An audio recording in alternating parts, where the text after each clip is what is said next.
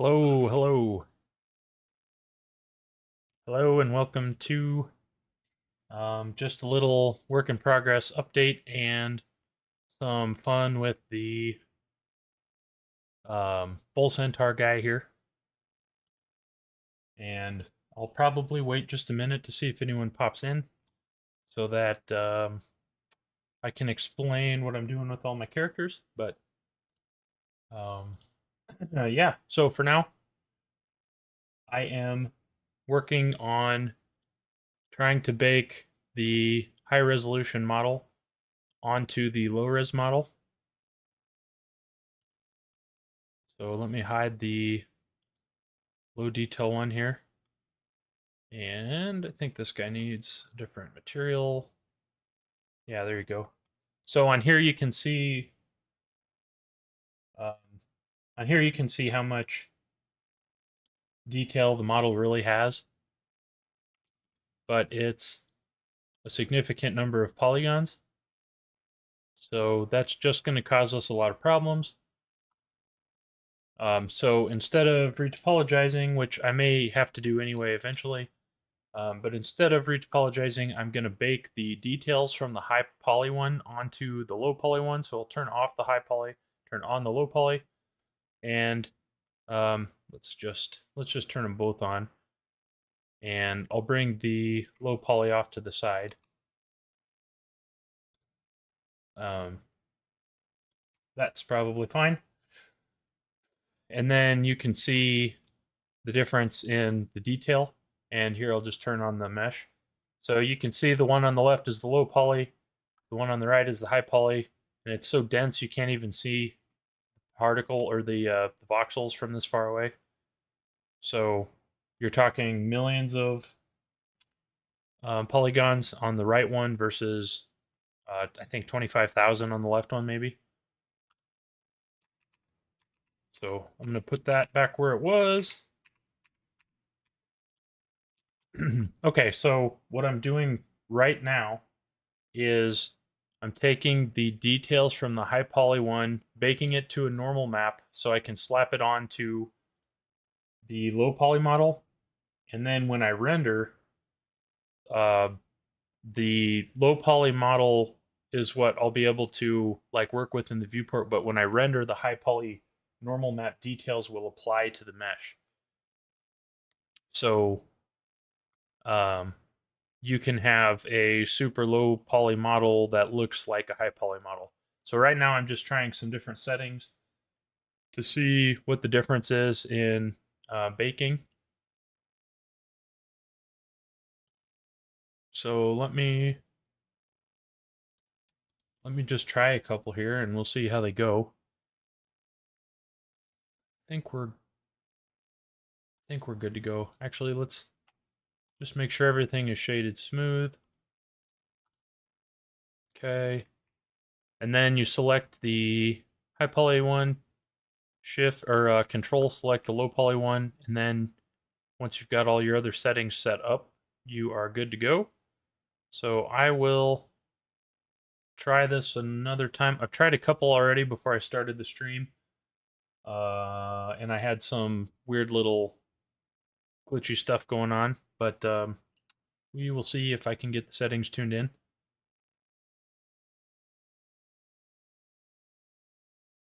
So the other thing we'll be doing is we'll probably take the low poly version of the character into Substance Painter and start doing some materials. Normally, I don't want to do that too soon before I retopologize because I don't want to have to redo the retopology. But yeah, so okay, here's what our model looks like in the viewport.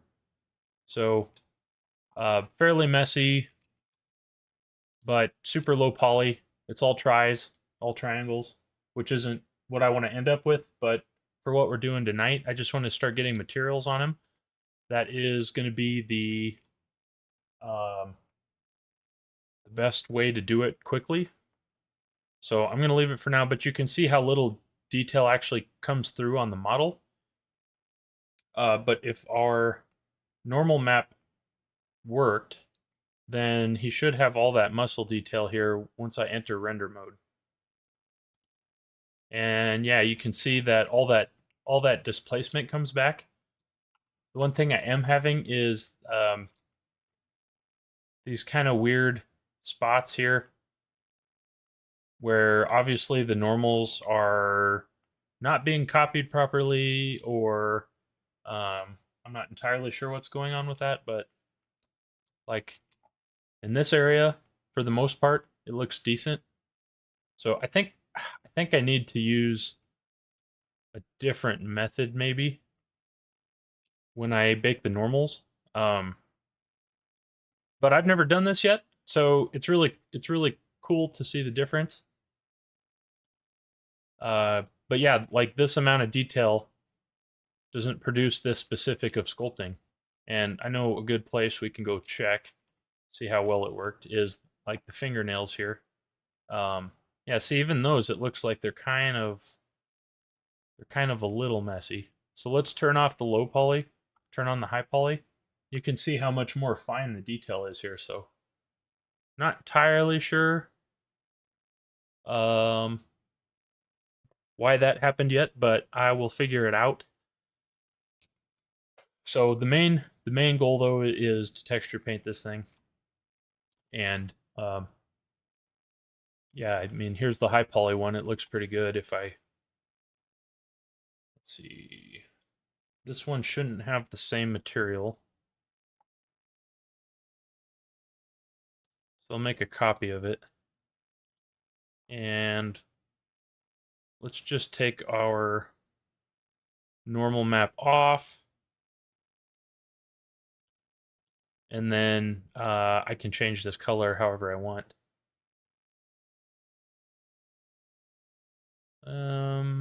What do we got going?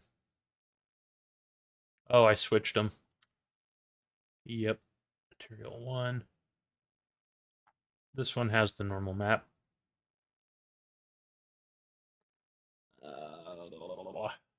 Somewhere.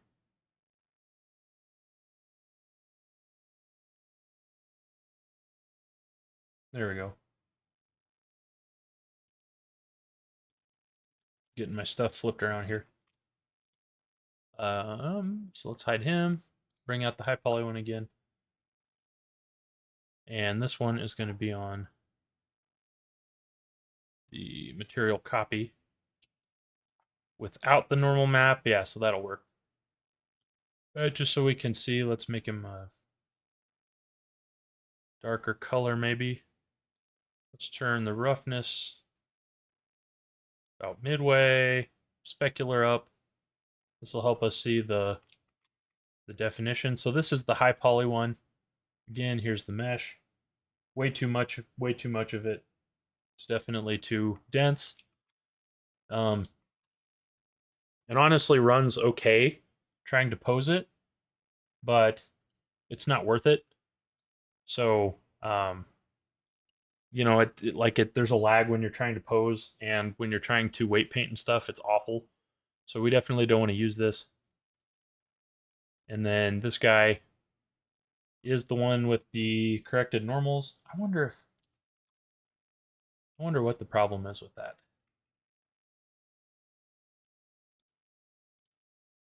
Object space. Yeah, see,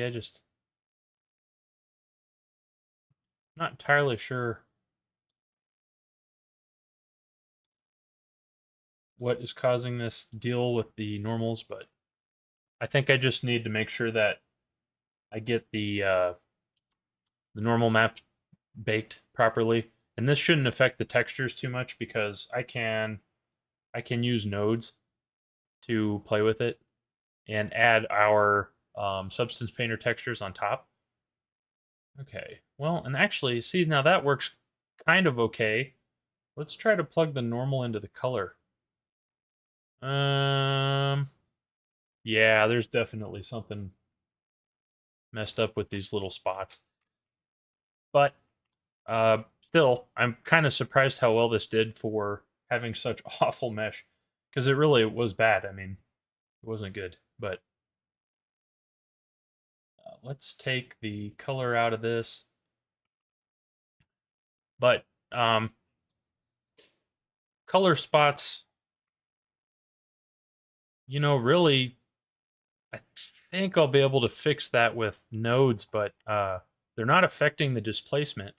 So what's really cool here is if I change the strength of the normal, um, so 0 basically is what the mesh looks like on its own, but I can also scale it. So 1 is what the baked texture will show.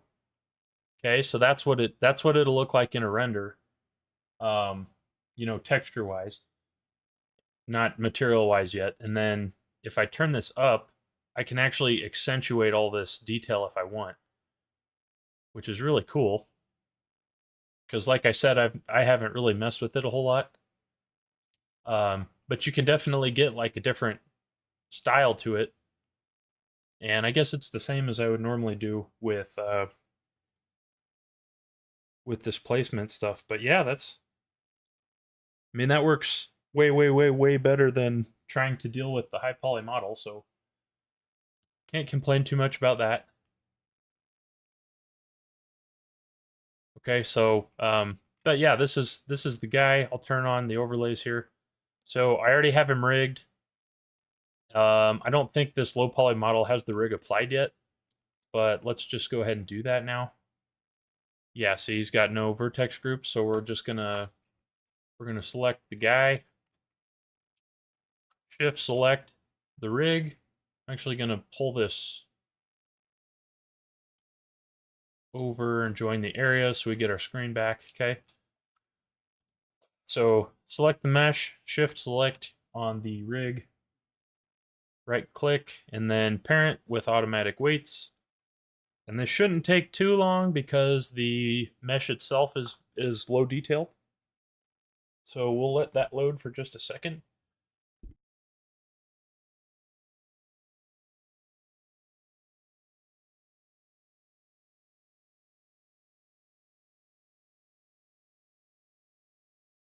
Okay. Looks like it worked. So let's let's go grab the pose mode and just check. And yeah, see, so um normally with hundreds of thousands or millions of polys, there's no way that you can move these around like this. I mean, this basically has no delay at all. At least I can't feel it, if you will. So there's just no um there's just no lag. So that's why you want a low poly model. And is it'd be a lot easier just to sculpt every little detail onto the model and leave it, but computers just aren't there yet, and it's just kind of a waste of RAM and everything else. So um but yeah, now there's a couple common rigging problems that this will have right away. Namely, you'll see when I move the head, the eyeballs and the teeth don't go with the model. And then if he had a tongue, which I don't have the tongue in here yet, that would also be a problem. So I have to parent those to the rig. So that's one step that we'll have to go through, which is not too hard. But it looks like for the most part everything else is working pretty good. I can pose him fairly easy.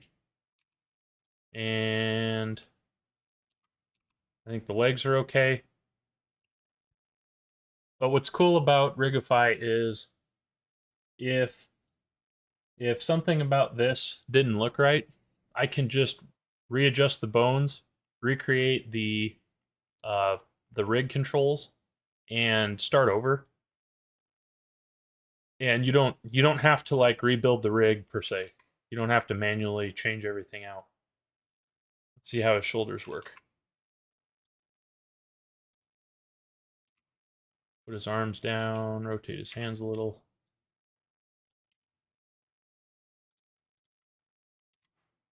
Kind of looks painful a little. Yeah, looks like it's working fairly well. Now here's what's cool. So let's go into render view. Okay, now keep in mind how many polynomials are normally in here. You know what? Let's just go ahead and turn these eyes and teeth off for now because those are freaking me out. Thank you. Um, but yeah, so normally with this much detail, it would take a very long time to pose this, but this is basically as responsive as it was before. And I mean, I can move even the big ones that change everything. I can move all of it like effortlessly. So that is why I did it this way. Um, and it may or may not make material work a little bit annoying, but we'll see. Okay, so I just cleared all of the little transformations we just did. Okay, so um, I think I think we should do some material work before we get too far down the road. So let's go look at our UVs. So here's the actual low poly model. Um, try to turn overlays off. So here's the low poly model. Where did we go here? We're in edit mode.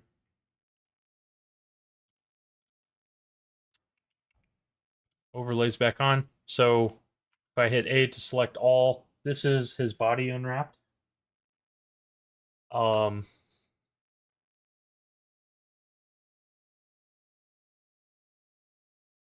and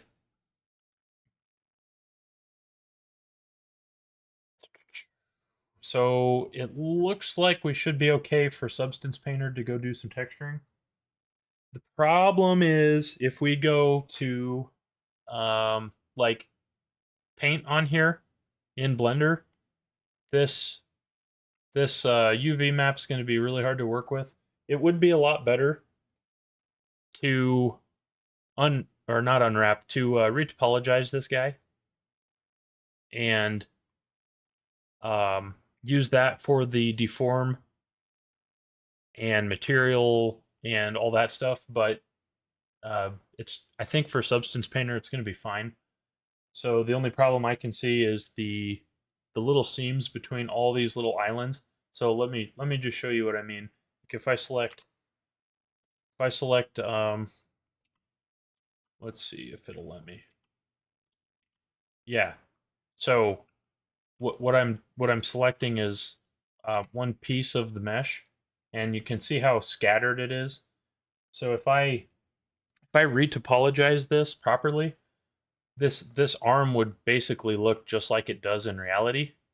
But you could see there's gaps in here and stuff that are not, they're not unwrapped together, and that's just because I didn't do any mesh work before this. So this was literally just the high poly one that has been decimated to have significantly less detail on it. And but I mean, this is what you get. You know, this is what you get for unwrapping. It's just very, very messy. Normally, I would uh, rebuild the mesh, and then I'd have a lot easier time with texturing. But we'll see how this goes. It's kind of a first run. I want to put a lot of time into this one until it's, you know, as close to perfect as I can get it. But Poor Man Pokemon says, "What the heck? I wasn't subbed on the Poor Man account either. I feel so ashamed." How's the stream going? The stream is good. The character's working fine, but I don't. I think you're maybe the only one in here, which is fine. So, yeah. But this is the second body type that I've made for my future game characters. So now that someone's here, I'll explain the point. Uh, but basically, and I'm gonna make a YouTube short about this too. Actually, um, I think if somebody wanted to learn how to make characters in Blender, they should start with something like a Centaur. And I think the biggest way to explain that thought is that if you if you no, none of that in the chat. They are missing out though, aren't they? Yeah, for sure.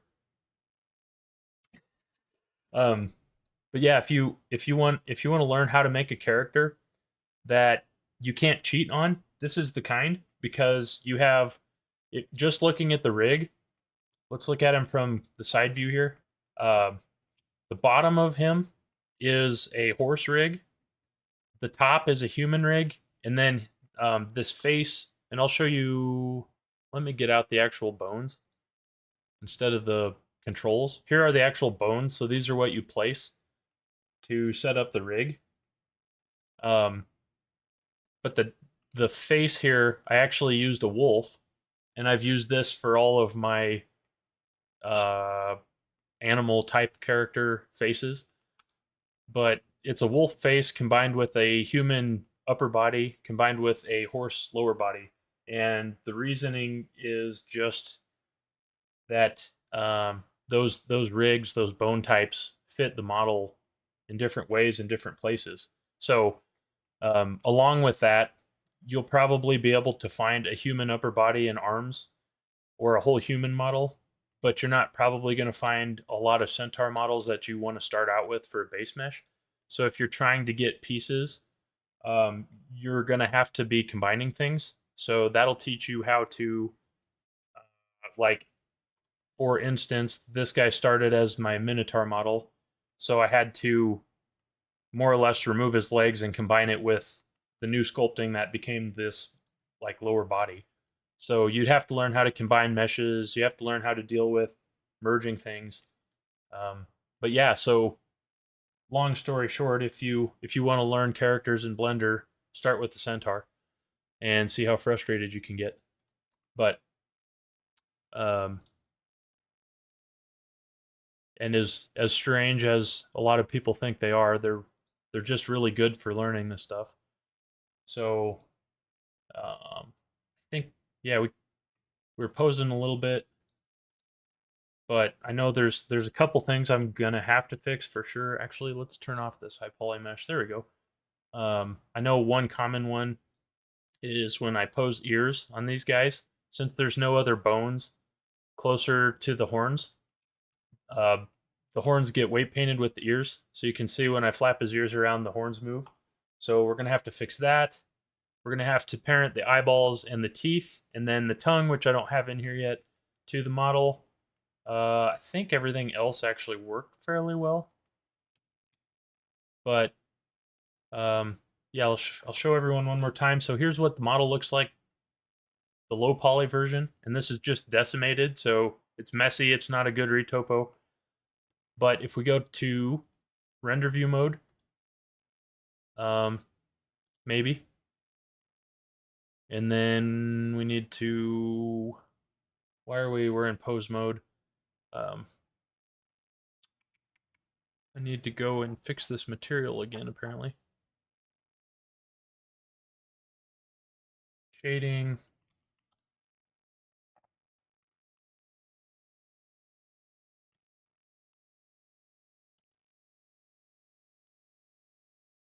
May just. It might just. Oh, you know what? Hopefully I didn't mess with it too much. Let's see if we can get it to recalculate, though. So, I mean, there's what the mesh normally looks like. We turn up the normals. Should be able to get this thing looking the right way. Apparently I broke something here in the last 10 minutes and didn't even realize it.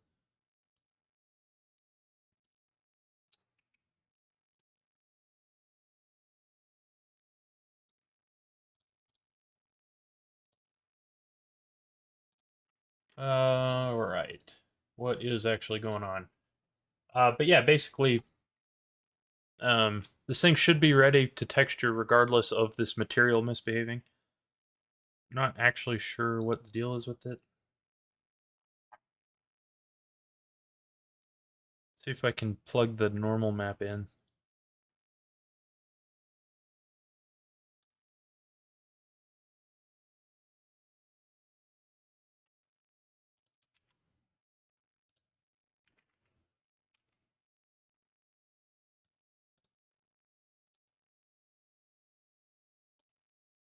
Yeah, let's try it one more time.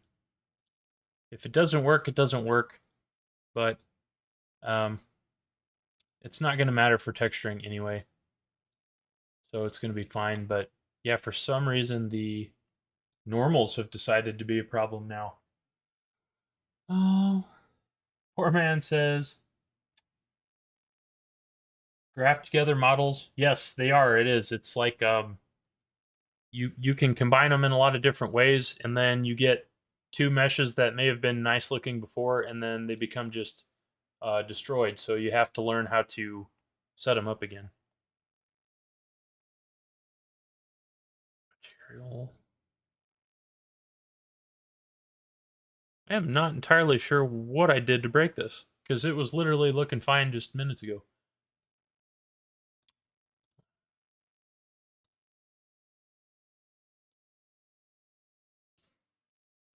Well, let's just see if I don't have enough lights. We'll add a sun. That's probably not going to matter, but we'll try. Okay. Yeah, there is definitely something going on here. See if we can change the... Huh.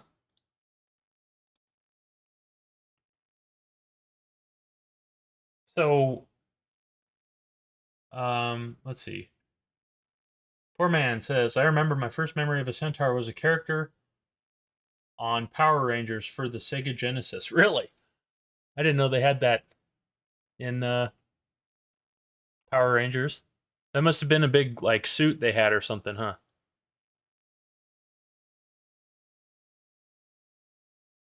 But that's pretty cool though. I mean, I just in general think they're cool anyway, so that's my opinion, but okay, yeah, so but basically what should be happening right now is um all the detail from the high poly one should be baked onto this low poly one, but it doesn't look like they're working.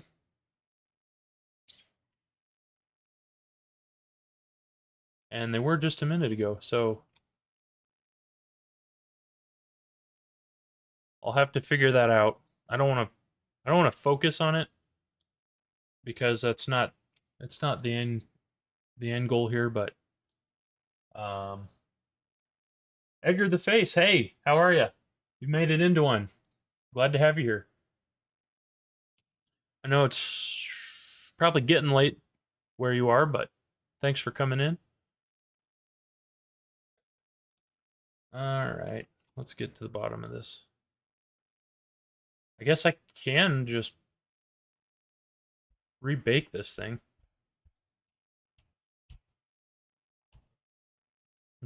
I'm just wondering if weight painting or something causes the issue here.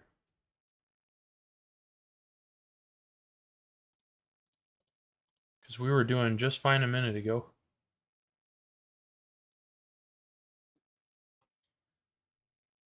Combined, render pass. See what our normal looks like. Yeah, see, it's just not bringing in anything. Let's try to shade everything smooth one more time.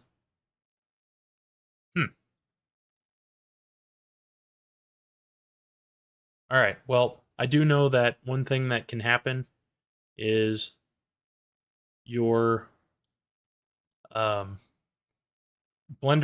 was giving me warnings about not having saved the texture, and I wonder if we just lost it, because we should be able to see something. But yeah, here's the high polynomial one. He's got this kind of metallic texture turned on, which um, actually, if you look here in the viewport shading options, there's a bunch of different matte caps you can play with, and one of them is normals. So um, should I should be able to use this on the low detail version and see why that material is not working.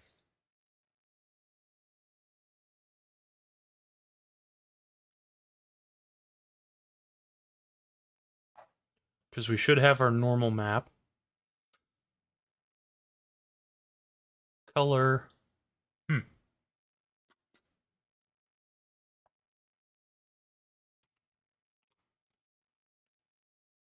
Yeah. Yeah, goofy. Should be going fine, but um tangent space.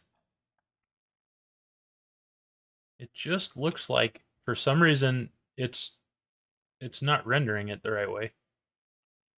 And it shouldn't be this dark colored.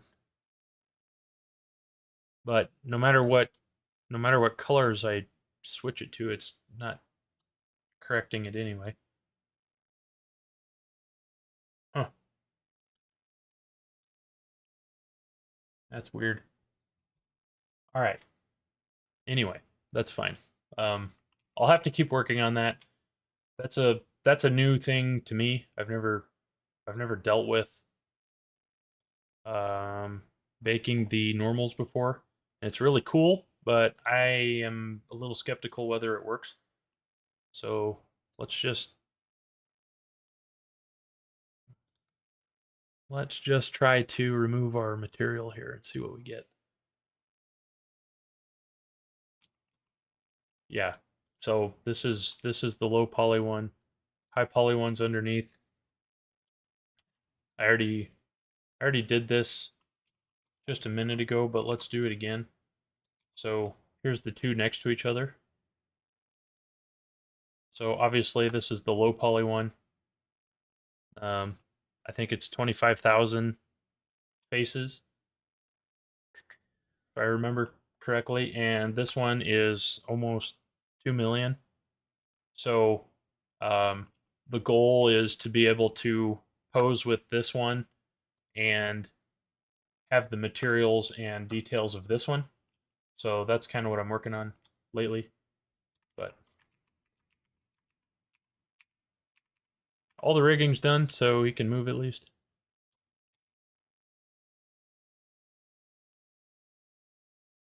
All right. I think we should get into some Substance Painter so we can start to see what the thing looks like. So let's turn off our high detail one. And we're actually going to select the low detail one. It does have UVs. I'm not sure why they're broken right now. But the UV map should be just fine. You know what? Unless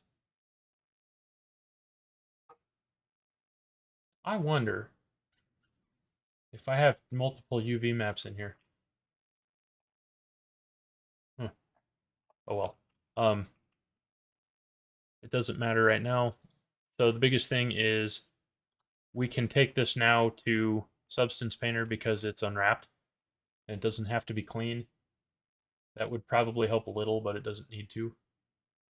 So let's save the file, and then I'll go back to layout. I'm going to select this guy and go to File, Export, and we're going to export an FBX file. So we're just going to do the mesh, limit to selected objects. I think the rest of this we don't need.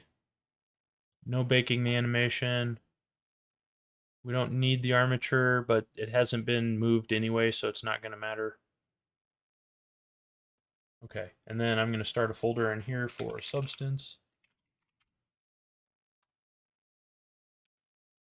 And there's a bunch of different ways to texture your models in Blender. One of my actual favorite ones is to use a texture that you get from somewhere else as a stencil. And you can basically hold it like a box in front of, well, here, I'll do it with a rectangle. You can hold it like a box like this, will appear on the screen, and wherever you paint onto the model, it'll copy the box onto the model by projecting it from where your view is. And that's super cool. But Substance Painter is 8 times faster and has the ability to look better.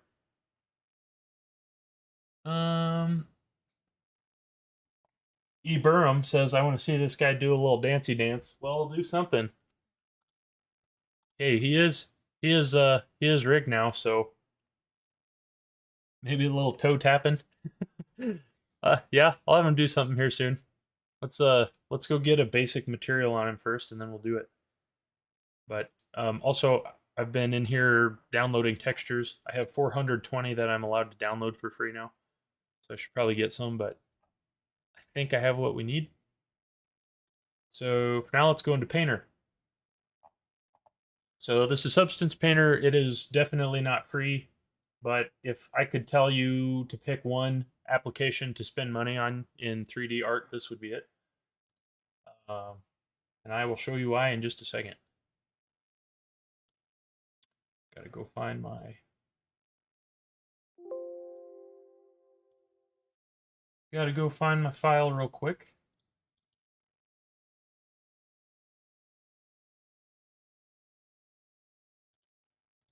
Okay.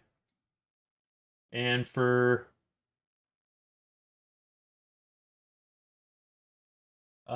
anyone who wasn't here for it, the point of these characters is to eventually make a game, but um, for now I'm just working on building a library of characters and pieces of characters that I can make other characters with. So the next thing I'll do after this is I will make just a normal bull, and then I'll make a version of this centaur guy with a human head, and I'll make a bunch of different combinations. So the idea is that in the game you would basically pick your traits, and all of the different parts that you would pick for your character or that you would acquire within a round would all um, basically change your attributes or something like that. I mean, there's like a whole bunch of game logic stuff that I don't know how to do that I'll have to account for, but yeah, so I'm at the front end of starting to plan some sort of game, and that's kind of like a long-term goal, but we'll see what happens. So, all right, yeah, here he is in Substance Painter. So now, really, we could just kind of start painting on this thing and go from there.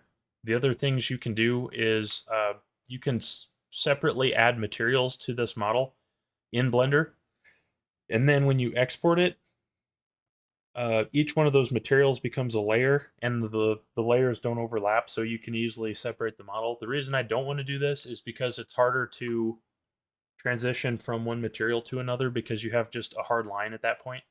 And this guy's mesh is so messy that there's no real way to uh, to get nice transitions anyway with materials because I have to set them up myself. But yeah, let's see. So if we want this guy just to look like, let's see, let's say show all. If we want him just to look like, let's say marble, I'll show you that. So let's pick a cool one. How about this cracked one? That'll be cool. You can literally just drag a material right onto this, and you'll see that it's going to have some issues with smart materials, is what they're called, because um, this is your texture map basically over here, and it's messy because we didn't retopologize this. So slapping on certain materials isn't going to look too good because we don't have the the shape of mesh that we need. But what we can do is paint just fine on here, so that's what we're going to do. So just adding materials on, you would need to have really decent mesh because you would plan out the way that all of the faces and planes interact, and in this model that is not how it was set up, so it's not going to look the same. So what I'll do is so if I wanted to paint marble onto it, what I could do is select the marble, and then I could add uh, a paint layer here instead of a fill layer. And then I'll select my brush, and now Now I can brush onto this, and you can see there's no goofy seams because this program is skipping over all of the places where the seams were if we just apply it without painting it, if that makes any sense. So let me look. I think we have this thing set to, yeah, way too small. But um, so yeah, I could definitely come in here and just like paint some rock on, and then if I didn't like how that looked, I could come in here and just change some of these. Like I could change the height position to be lower so that it doesn't change the actual shading on the mesh. But we don't want to do that yet. And you know, really, I'm kind of tempted to go get the higher poly version because this one is going to have problems anyway. But let's see what we can get. So go back to our layer. Now I'm gonna not use marble. I'll probably do like a little turntable render with him and have him look like a carving out of marble at some point. But for now, we're gonna do something else. So there's a couple things in here you can use. One of them is called an alpha brush. So I typed in fur. I'm going to use, let's see, let's use maybe this one to start. And what this will do is, whoop, need to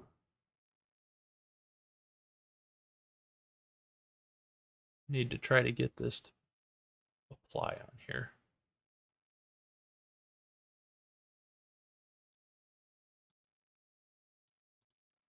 Okay.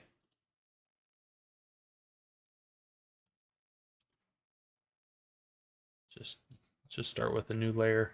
I don't want to use that brush. And I want to try to find a decent material that looks like hair. Maybe go with, actually, let's start with skin. Let's try that.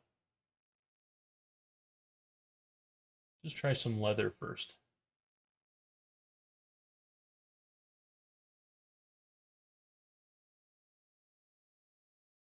Full leather, definitely don't want any.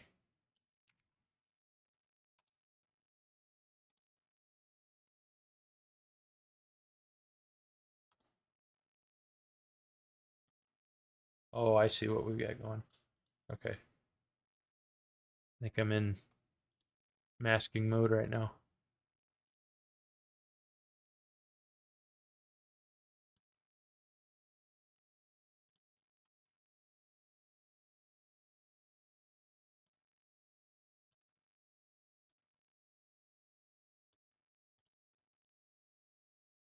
Let's see, I want the leather, but I don't want those awful seams on there. So those just aren't going to do what we need.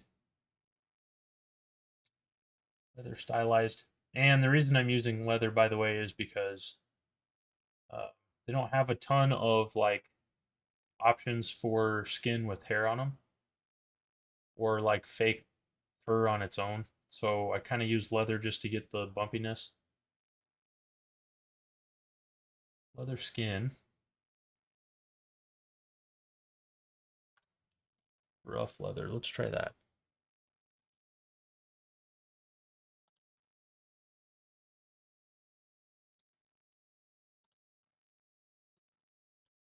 Still getting this rock texture.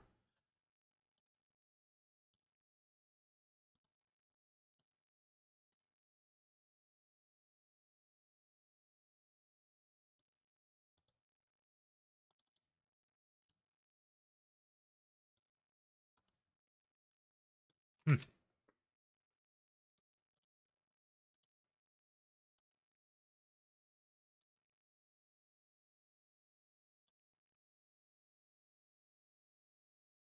SD blending mode. That stuff should all be fine. I don't know why I can't get the materials to work.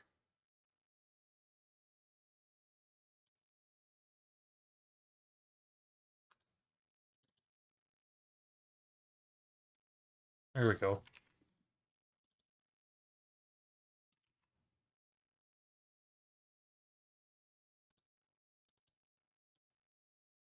Okay. All right. So that's one we can start with. So let's go look at our colors real quick.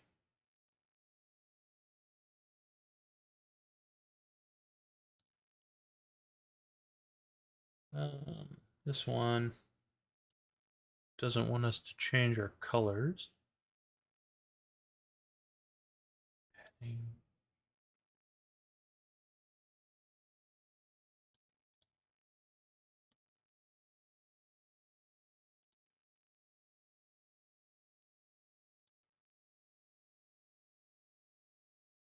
Let's see, what is this? Okay, so I don't think these are actually loaded. Some of these I just downloaded, so they may not have been sent properly.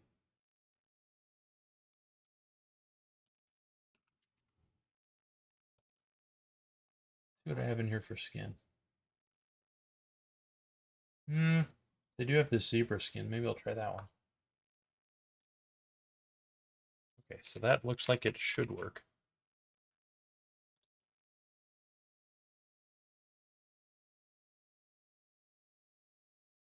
But the question is, where are all of the material settings?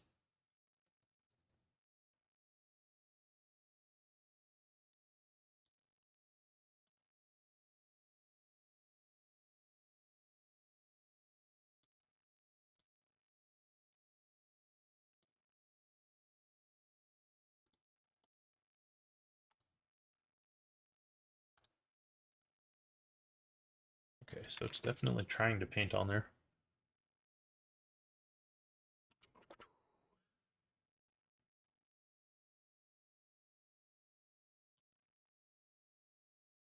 Really just want to change my color.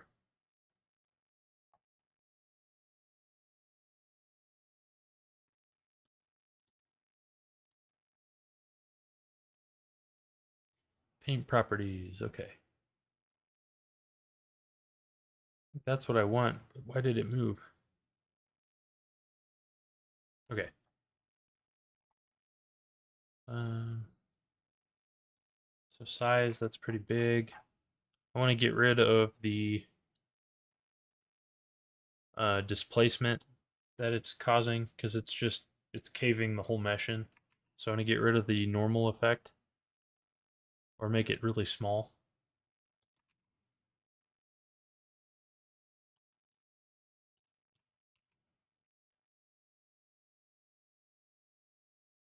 And for that, I can just take height off, see what it looks like. Yeah, so if I just want to,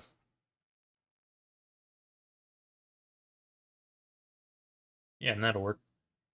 So if I just want to paint and not deform the mesh, um,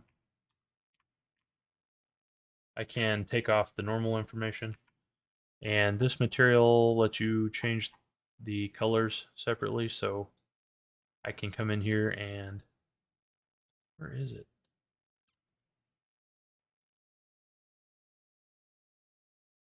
Channels. Follow path. Oh, I need that on.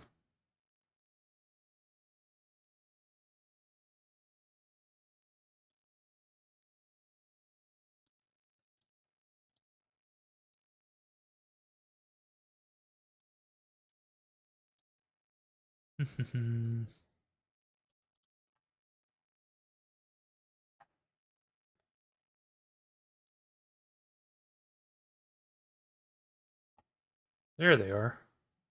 At the very bottom. You'd think those would be somewhere that you want them. Uh, but now I just need to decide what color this guy should be. So basically, if I turn all of this to black, um, depending on the settings, you'll still be able to get some of the like fur shape out of it. So you could almost use it as like a um, it's actually supposed to be black, but then there's some accent to it. So you could use like a gray instead. So that's one way you could do it. Um, Obviously, black and white is just like directly zebra. Um, yeah, they don't have a lot of good they don't have a lot of good fur materials by default in here.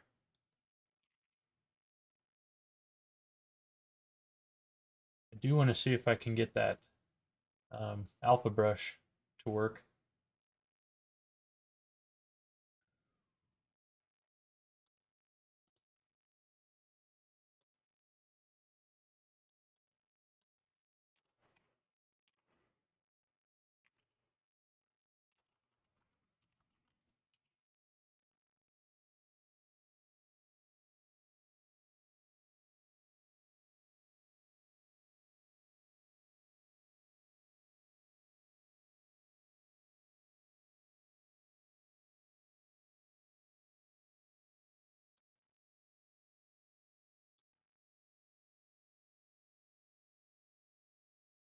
But anyway, one other thing that we can do is we can try to make hair particles for this in Blender, but that normally gets really, really heavy.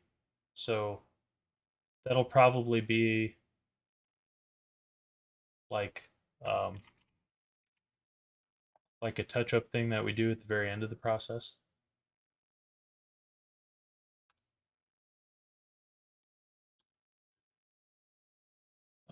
Let's see.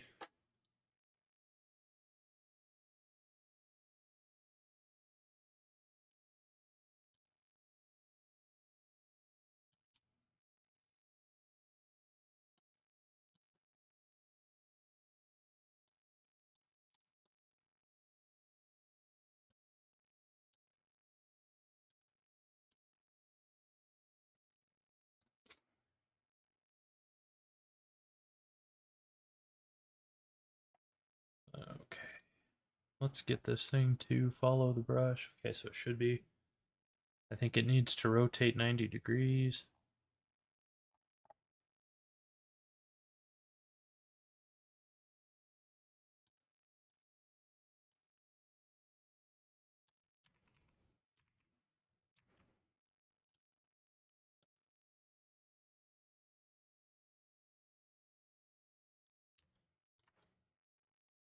So now I can just kind of paint.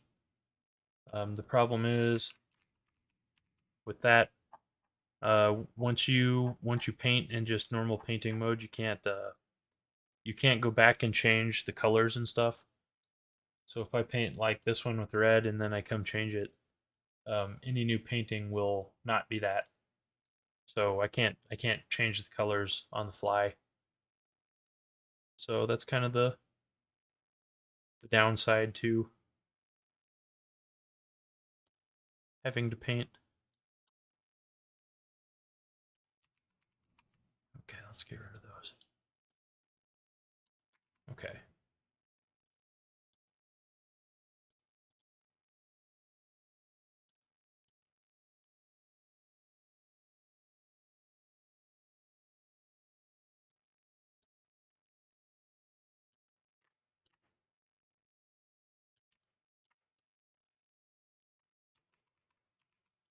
So yeah, so what I'm really trying to do ideally is to just texture the surface,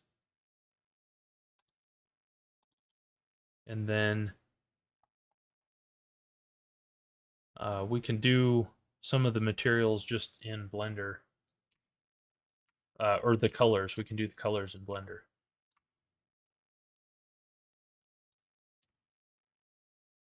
Because for whatever reason, this model is looking a little too goofy with the shading. So the other thing you can do is you can do the reverse with the texture. So I could texture the high poly version of this. Maybe we'll just do that, and then you can bake that back down to the low poly one, just like I tried to do with the normal map. And then you don't have to recalculate this stuff every time, or have a really heavy, super high resolution map for it.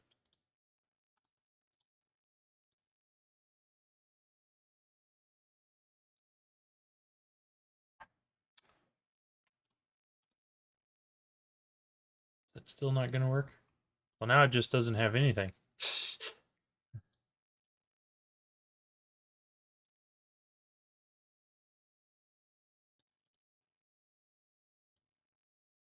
Huh.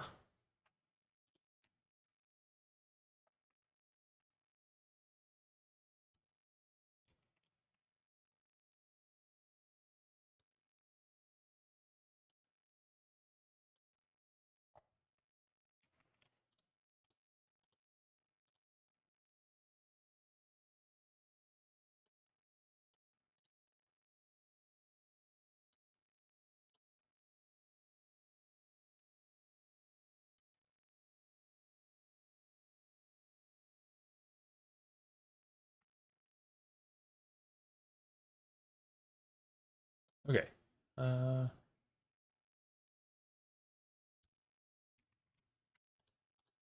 Yeah, that map is just broken. That's weird.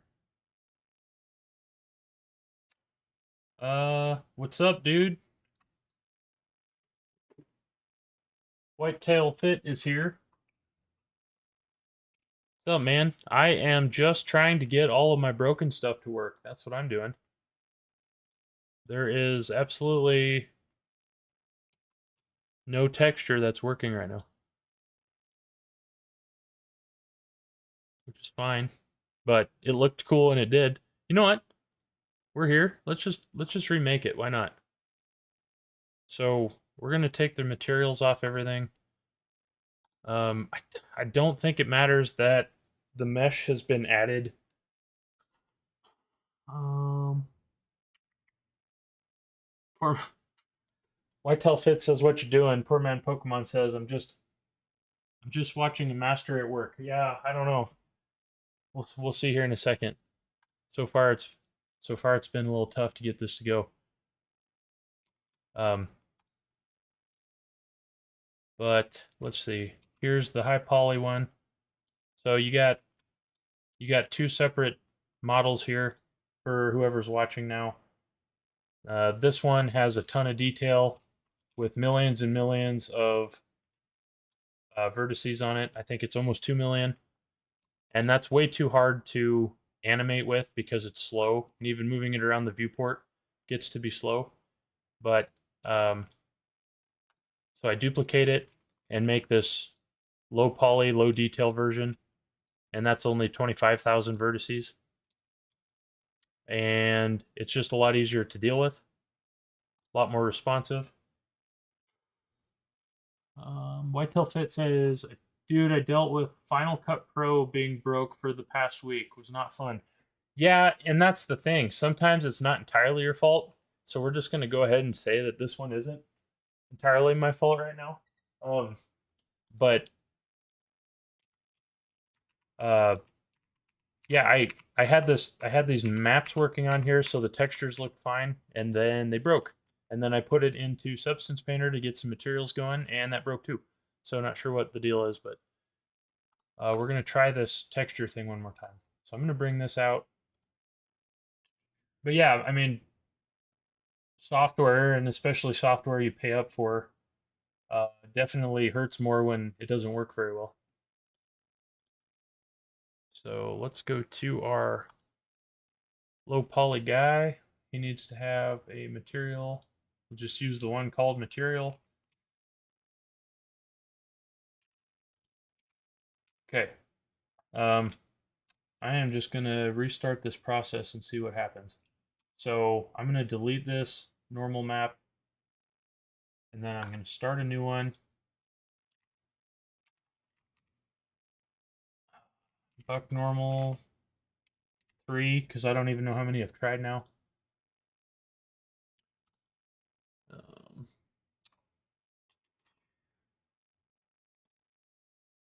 Whitetail Fit says, "Yeah, they put out an update yesterday with the direct reference to the frozen playback framing I was dealing with. Sometimes it's the software." Oh yeah, so it just would freeze like while playing back trying to edit. Yeah, that's fun. It's not my fault. George Bush probably. Maybe. It definitely could be. It's somebody else's fault than mine. Normally, that's how I've found it to normally go. Okay. So what I'm gonna do is this high detail version is going to get pasted onto the low detail one as a flat image with color data, and Blender uses that to interpret it into a displacement on the mesh. Yeah, no, Summer Main says I am feeling user error here. I don't know about any of that. I think that's definitely not the case, but we'll see. You know, we'll see how it all plays out. But yeah, so Blender's going to be able to read this map way faster than actually reading all of that uh, displaced mesh data. So what I'm going to do is highlight this texture. I'm going to select the high detail one and then control select the low detail one. Then I'm going to go to the bake settings, and baking is just a fancy term for calculate. So I'm going to calculate all the details into a normal map. And let's just turn all these settings up because last time I had a couple little goofy things going on. But basically, yeah, it's going to take all that height info that creates shadows on the model, and it's going to convert them into a nice, easy, quick map. So let's just see how this goes. It shouldn't take more than a few seconds because this is GPU accelerated. So once it loads here in a second, I don't know, maybe Blender will crash, who knows. There we go. You can see down at the bottom there, it's loading now.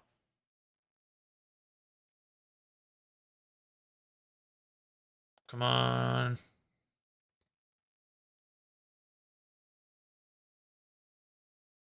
Okay. Save to internal image, save it externally. Let's just do that because last time I didn't do that and it just caused a problem. So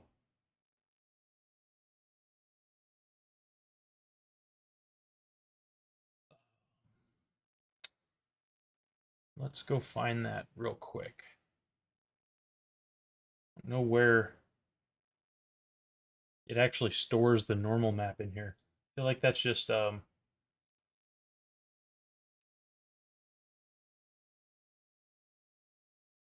make paths. No. Some images are painted on. These changes will be lost. Yes, continue. Let's see how much stuff we broke. Okay.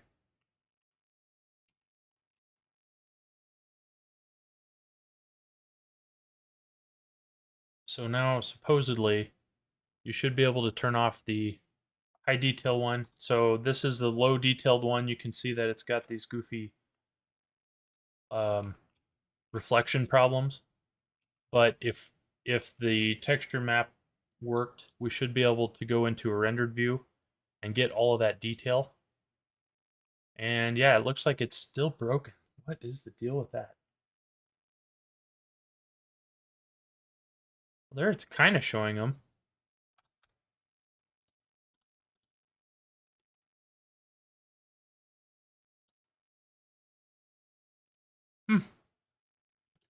Vertex data. Because I know the only thing I did change was to attach the rig so that I could pose it, but I'm not sure why that would cause the problem. Let's just take the parent off. Nope, that didn't matter. Gotta love it, man. 10 traps though. Yeah, he is jacked. That's basically how I sculpt is I'll create something like this. So I'll turn off the overlay so you can see them. So I'll sculpt something like this with exaggerated details. And a lot of the times what I'll do, because I haven't done this method of trying to bake this before. So what I'll do is try to smooth this back out. So I over sculpt and then smooth it out. Um, if I could get this to go the way it's supposed to, you would actually be able to see uh, that with modifiers, I can tune how much detail is on it. So you can definitely over sculpt just to get all the detail you want, and then you can actually tune it with the slider to show Blender um, how much you want it to affect the model, which is cool. And that's kind of how game designers do it with character creators. You would just have a bunch of sliders that change the shape of the mesh.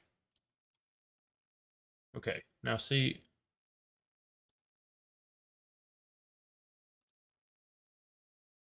this worked. This worked fine, and I haven't even opened the file again or closed it or anything. Let's give him like a brown color.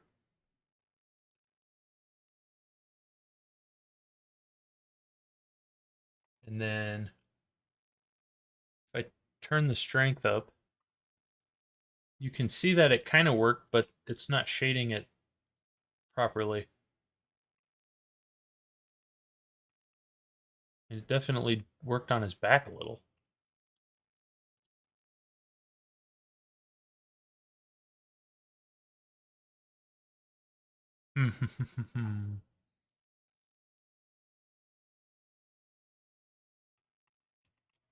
But yeah, you should be able to toggle just from this one to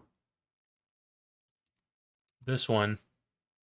The white one there is the high detail one. You should be able to just go back and forth this with the slider, basically. I wonder if I just, maybe I'll just reopen this thing. Here's our substance one. We'll close that for now.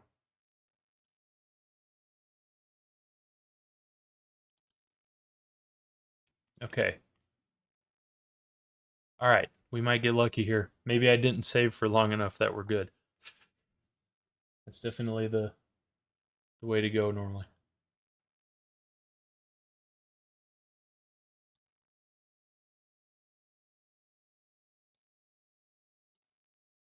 Nope.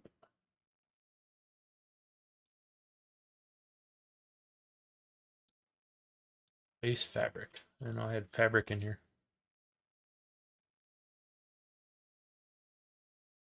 Huh. Yeah, that's weird. Well, I'll have to figure that out. Uberum says, jacked and stacked, dude's gonna be shooting 3,500 grain arrows.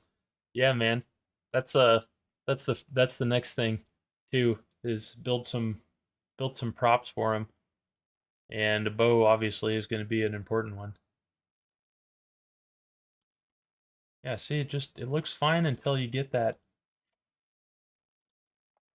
baking didn't work. I don't know why that is.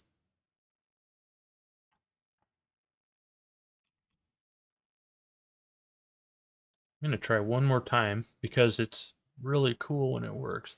I'm gonna take the rig off of this guy. And then clear the parent. Okay, now this is the low one. So I'm gonna go back to UV, make sure it's unwrapped.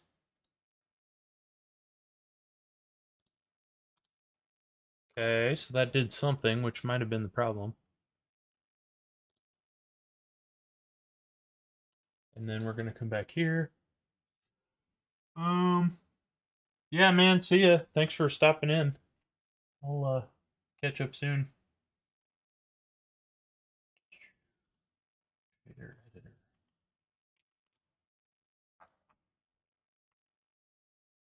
Yeah, sorry I wasn't able to get it to work yet, but that's okay.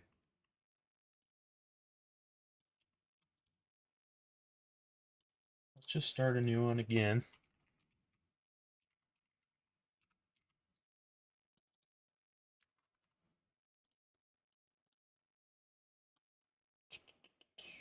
This one, okay, so it has to be non-color. Select it, render settings.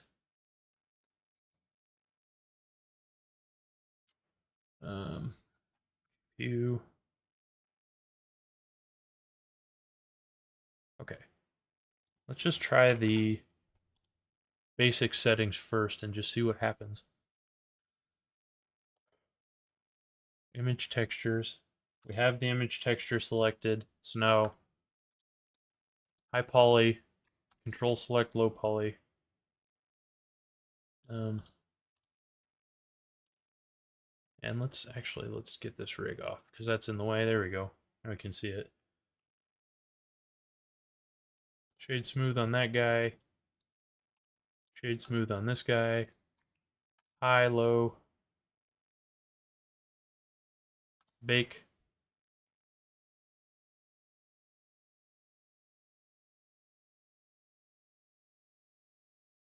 That one definitely ran faster.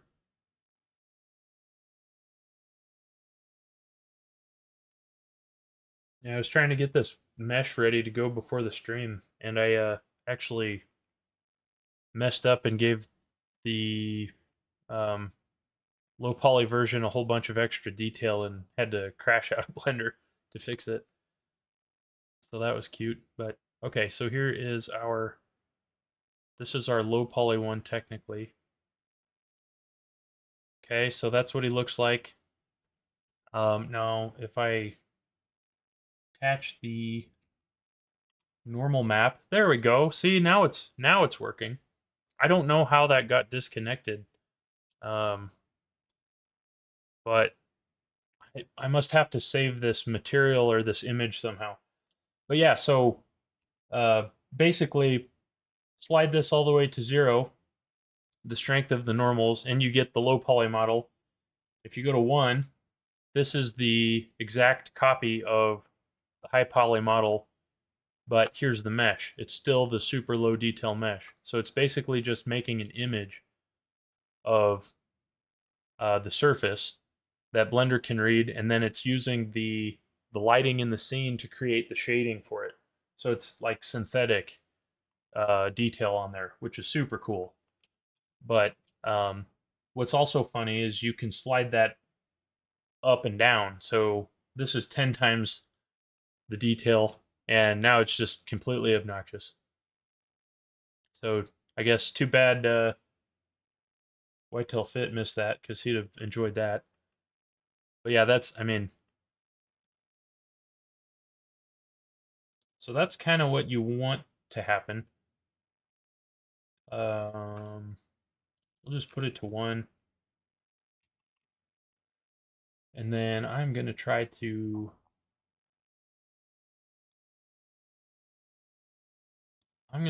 save this.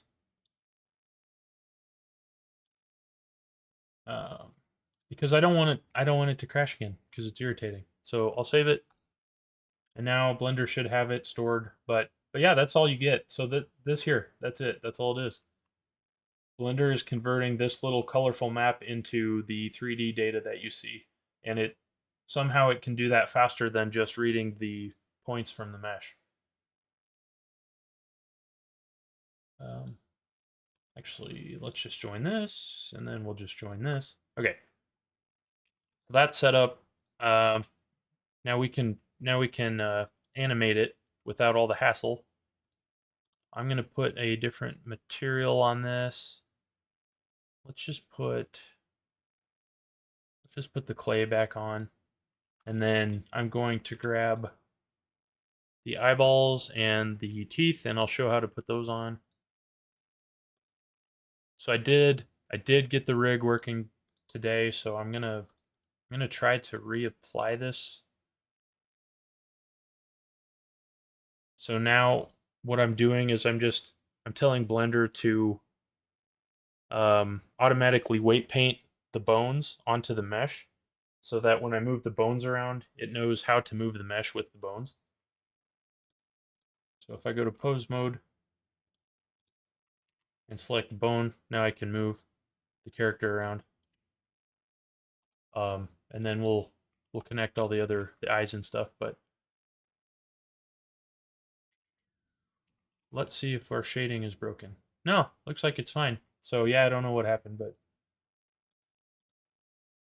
So now I can pose this otherwise really hard to pose character with, um, you know, fully rendered detail on it, and it's really easy to run. And basically, all the fuzziness you see is just because the GPU is doing all of the lighting work. But uh, I mean, here's a more of a preview one, but yeah, it's definitely got something weird there still with the texture, but that's okay. I will have to just make sure the map is correct next time I try it. But um, yeah, I think for now I'm gonna connect all the parts, and then we'll do some sort of an animation. Okay, grab out my notes. So if you look at the list of bones that um, is created when you build these rigs, it's just obnoxious. There's tons and tons of them. So it helps to know which bones you're supposed to pair the eyes to and so on. So I am gonna throw those on there. Okay, let's do. So we're just gonna pick one of the eyes. I'm gonna right click and snap the cursor to the selected, and then um, let's see. I need to also move the bones, so let's do that.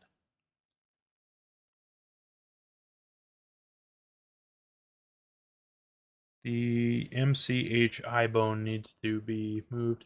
So basically, these bones they'll be attached to these rig controllers, and then as long as you get the right bones onto the mesh, uh, the eyeballs will look great, and they'll just follow the one controller. That way, you're not having to like manually roll the eyeballs around and stuff like that. So now I need to come in here to pose mode and make sure that the right bones are enabled. These are actually fairly close to where they're supposed to be. So I'm going to do that. I'm going to go into pose mode, and now I want to move. So you can kind of tell which ones are supposed to do it because they'll move with the rig. So I think I want to do the eye master bone actually.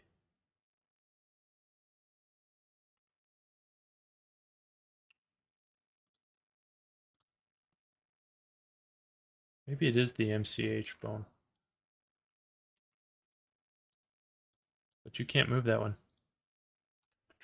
But yeah, I mean, you can see these are all bone layers. So if I turn all of these on, I mean, there's dozens of them, which is just irritating. So let's move the eye master. So I select the eye master bone. I'm going to um, snap it onto the cursor.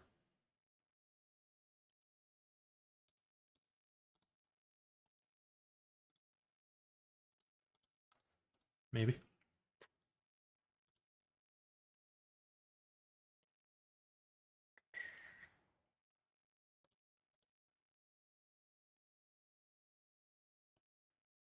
Snap selection to cursor. And then when I go back to pose mode and turn on my controllers, you should be able to see that the right bones follow it.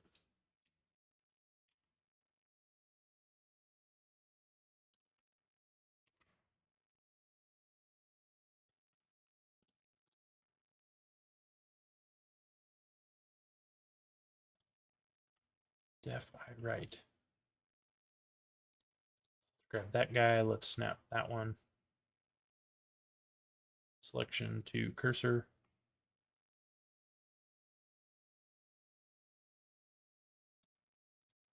Once you get the right ones, these will automatically move to line up with what they're supposed to line up with.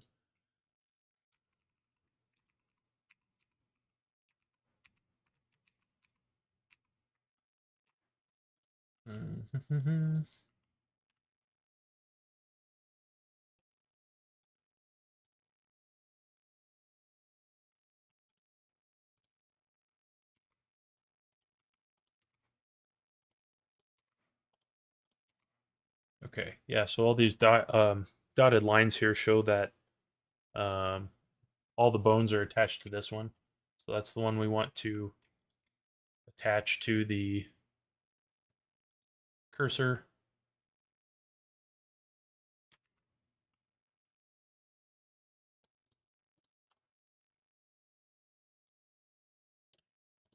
Cursor to selected, edit mode, snap selection to cursor.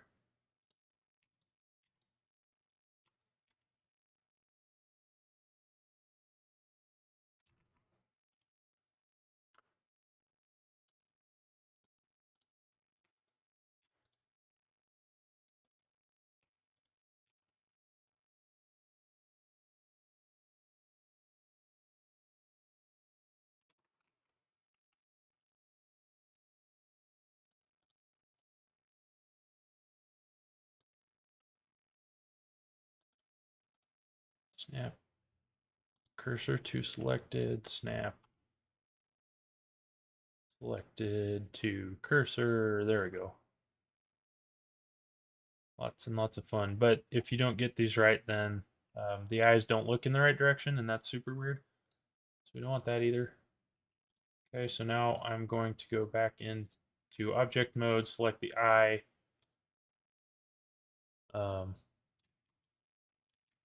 Turn my controller layers back on here. Okay, and then I'm going to go to pose mode. So select the eye, go to pose mode, and then basically you can parent the eyeball to the MCHI bone, which is this guy.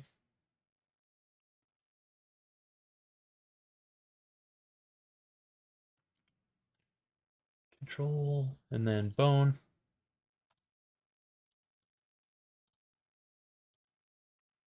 So then if you go back to turn all your controllers on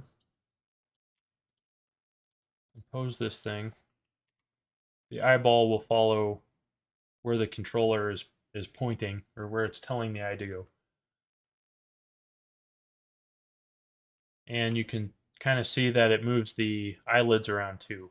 So, and if it looks like it's not working, it's probably just because the bones aren't placed in the right spot or something like that. So it takes a lot of irritating debugging to figure out, but yeah, that's just how Blender works, though. A lot of the time.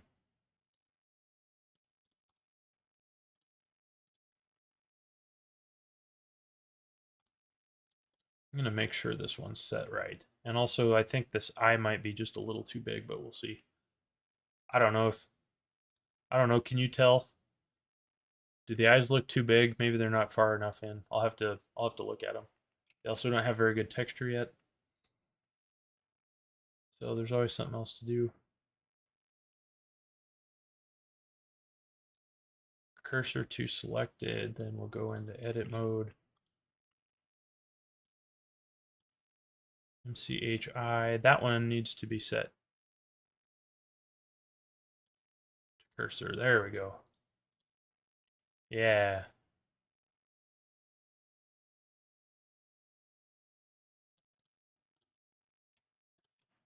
Select the rig, pose mode. Eburum says they look okay. All right, well, that's good to know. I'll probably just do this on both then. So that one, yeah, see, that one looks better. I had it on the wrong spot. So the MCHI bone should move it around. But now if he looks up or down, um, the eyelids move with it, and that's super, super nice. So I'm going to grab this other one quick so I don't forget what I'm doing. Cursor 2 selected. Go in here, edit mode. Now, if I did it right, I should have just turned on the mirroring because it would have set this one to go in the right spot too, but that's okay. Snap, selection, cursor, object mode, eyeball, go back to pose mode, and now we can parent. Bone, there. Okay. Oops, turn the eye controller. So now he can look around, and normally this eye controller would be out here further because you can kind of use it as like, just put it on what he's looking at. You see it kind of corrects where his eyes are a little. Unless you go too far, then you get this kind of activity. But that's kind of your job is to watch that kind of stuff when you're animating. So yeah, okay. So that one's set up. So that's good. The teeth are far easier, thankfully. So here are the teeth. I've used these on all of the characters with this same head because it was kind of annoying to model these back a long time ago, and I didn't feel like doing it again. But this one, you just select the teeth, shift select the rig, go to pose mode, and then you can just, there's literally just a bone called teeth somewhere in there.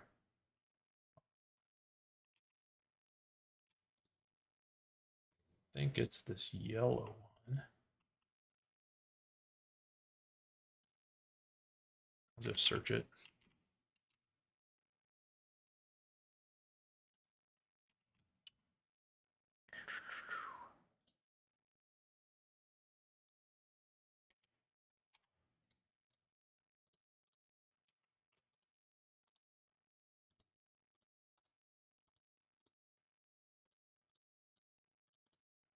Come on now.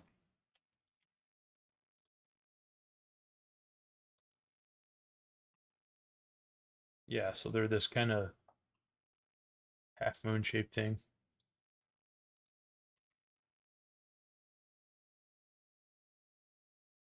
I can see that we have a little bit of a problem with the mesh, so I'll fix that in a second.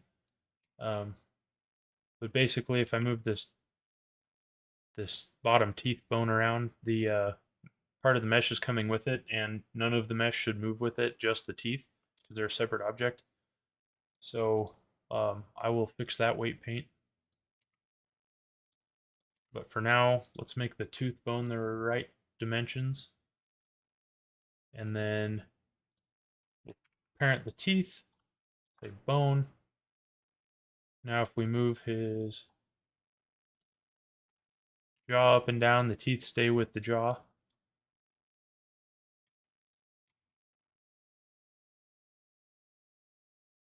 So that you don't have to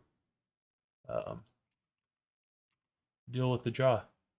Yeah, man, that normal map thing is weird. I'm not sure what it's doing there. It's very interesting.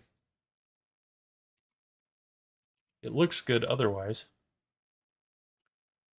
But teeth are attached. We're good there. Let's reset our pose. Eyes and teeth. So I think, yeah, so we're done with that. Now I have just a couple weight paints to fix really fast.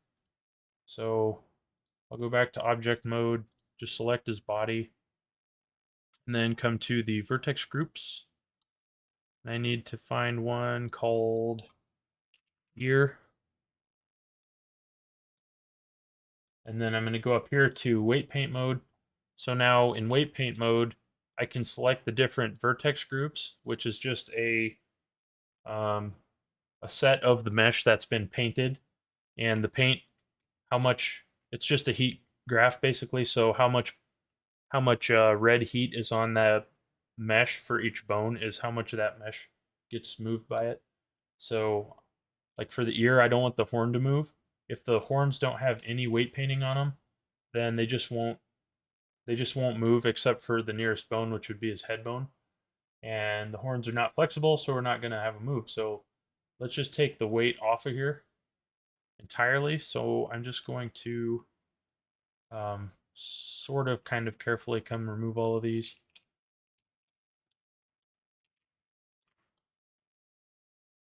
I don't want to actually take it off of his ear, but it definitely shouldn't be on the base of his head. Okay.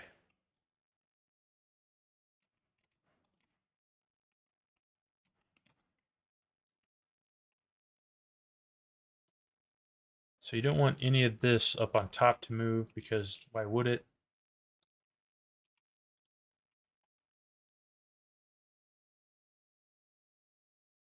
Okay.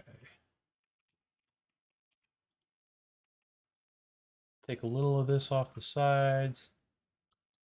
Call that good. Okay. Now the cool thing is you can test this right away just by going back into pose mode. And it looks like we still have just a little bit going on.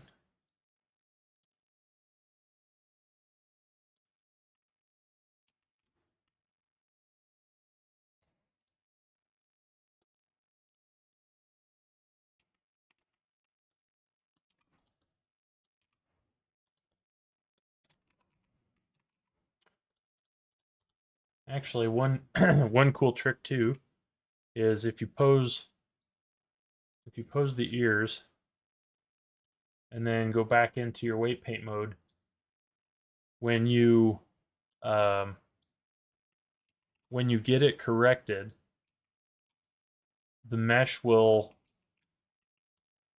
pop back to where it's supposed to be. So it's an easy way to tell if your weight paint was working or not. Because if you take the weight paint off, the bone no longer affects the mesh there, so it just snaps back to where it should be without the ear moving it.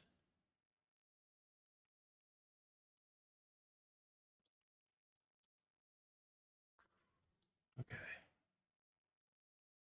Well, that looks okay. Looks like he's got something going on top of his head. Yep. There's some hidden ones inside. Good enough. Looks like it's working, so now I'll get the other ear bone and just hit these just in case, but I think it's okay.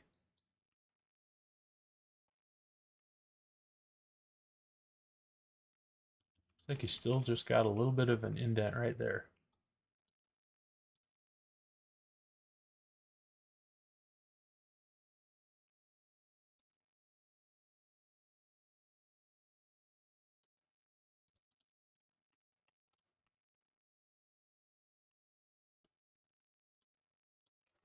So now if I move the ear, shouldn't see anything on the horns move. I still see just a little bit of flickering, but um, that's probably good enough for the moment. So we'll reset our pose. Okay, good enough. Yeah, and that you sometimes you have to do that with every bone, but most of them actually do pretty well. So let's see, we have ears are just fine. Everything's attached. I am going to go back into weight paint one more time and just get rid of the teeth. Um, because the teeth shouldn't have any weight paints on the mesh itself. They're just to connect the teeth, so I removed them entirely. So now if I go back to pose him and I move his jaw, uh, or if I drag his teeth out, none of the skin moves with it, so we're good. We're good there. Okay.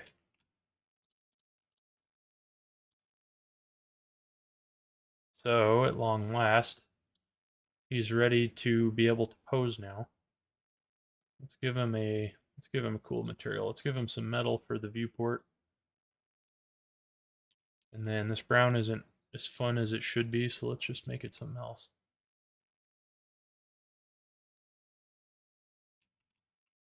It really helps to make it kind of glossy so you can see the detail on it,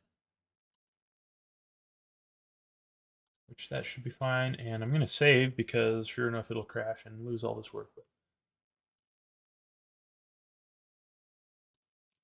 But yeah, I mean, that's looks like it's a working model now basically. So now you can just test all of your bones and um, start posing. And of course, all of these controllers are kind of in the way, but I haven't found any other good way to deal with them. So let's expand our timeline here a little bit. And let's just let's have him start moving around a little bit. So I'll start working on a walk cycle. So first things first, I'm going to drag his arms down to his side like he would just be walking around with.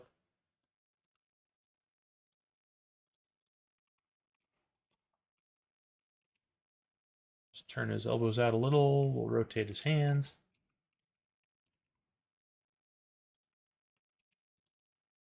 I think that metallic material is actually distracting.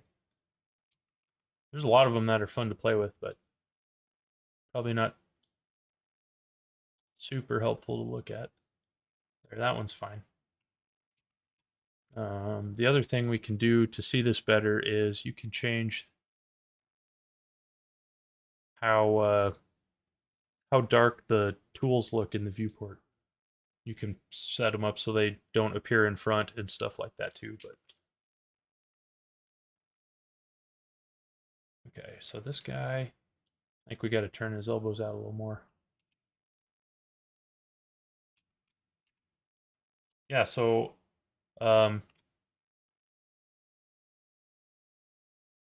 so far I would say I've put like, well, including tonight, probably 12 hours into this sculpt.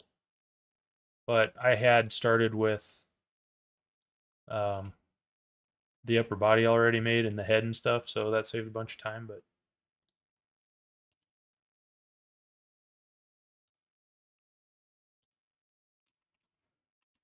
definitely faster than I used to be, but it's still quite the process.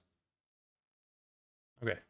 Um, and then, so basically what you'll do for simple walk cycles is you'll set up um, an initial keyframe that's already in action, and then you'll duplicate that to the end of the to the end of the walk cycle. So let's do that. We'll just set this. Oop, got to turn off X mirror. We'll just set the back leg forward a little bit, the front one back, and the opposite for the other side. So he's kind of in this half pose, and then we'll do the arms later. Normally I start with any legs first and then move up because I think it's easier to match that way. And we'll just turn the whole tail down.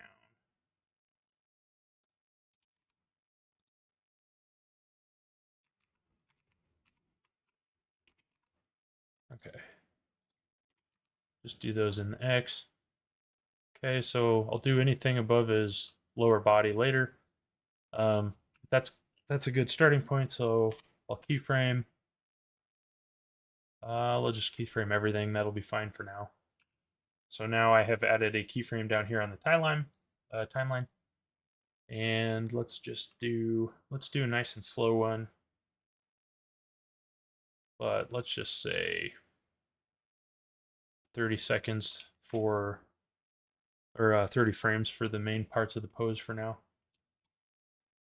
So basically, halfway through the cycle would be 30, the end of it would be 60. So I'm going to grab this pose right click, copy pose, and then right click again and paste X flipped pose. So it's the same thing, but uh, literally just flip to the other side. So then I can add that. So now it'll go between those two over those 60 frames. So now all you have to do is basically interpolate. So I would go to like 30, and we know that uh, the close legs, let's see, the close leg on the back right here is moving backward. So that one will stay on the ground. So the other one has to come up as it's walking. So at 30, he's not shuffling on the ground. So we need to have his feet go up in the air appropriately. So I would just start by pushing it up a little. And I believe they'll be opposite, so we'll have to do the other foot, but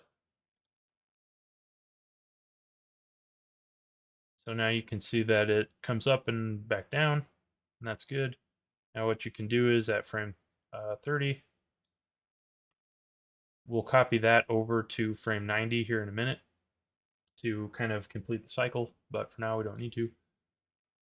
On this side, at frame 30, the close front foot is going forward, so that one needs to be up in the air. Let's just move that up a little, and maybe not even that much.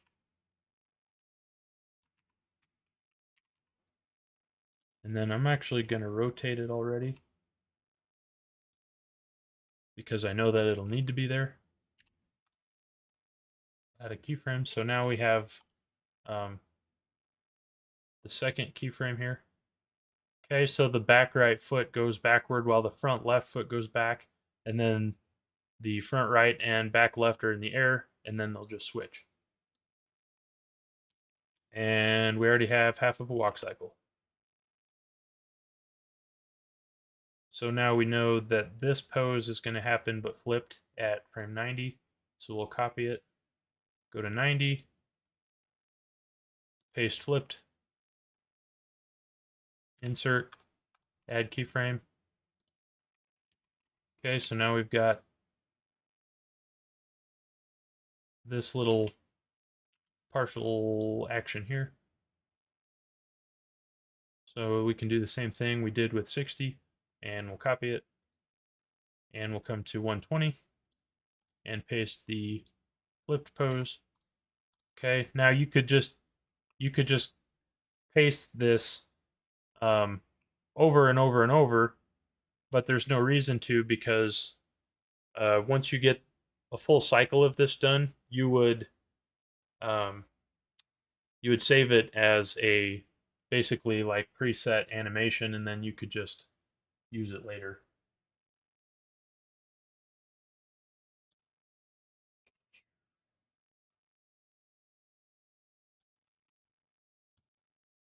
Um, yeah, so legs wise, we're already started on the walk. So let's add some for the arms real fast, just since we're here. And that'll make it look a lot better, but you can see how fast you can get a walk cycle put together. So let's just see what he's doing. So if we assume his arms kind of work the same way they would for a person, then they're probably opposite-ish of the front legs. So here at frame 30, his front right is moving forward. So let's have, at 0, let's have his right arm forward.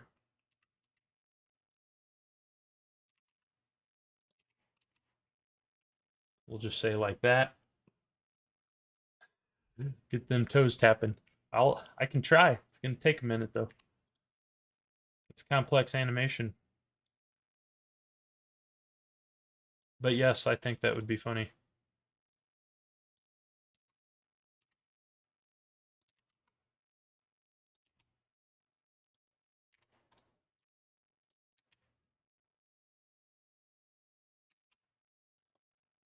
Okay. Copy pose. Whoops.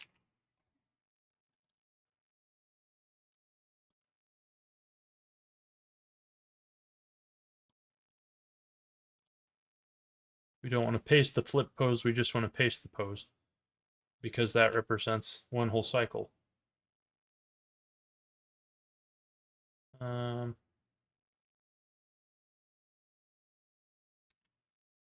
so it comes back with his foot and then it goes forward. Now, why is that not going to where it's supposed to?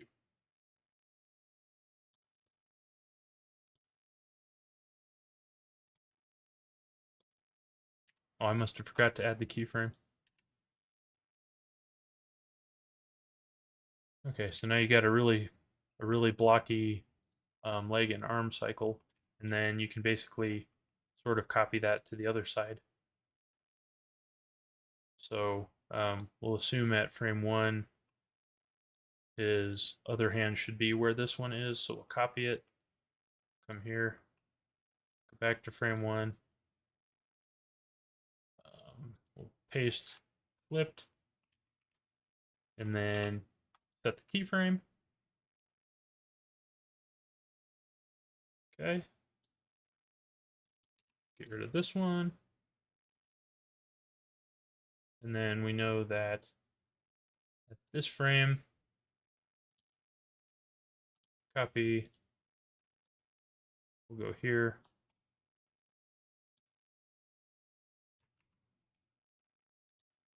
Paste flipped. Insert keyframe. And then 120, we can just duplicate that guy. So now we should have all the legs and the arms working.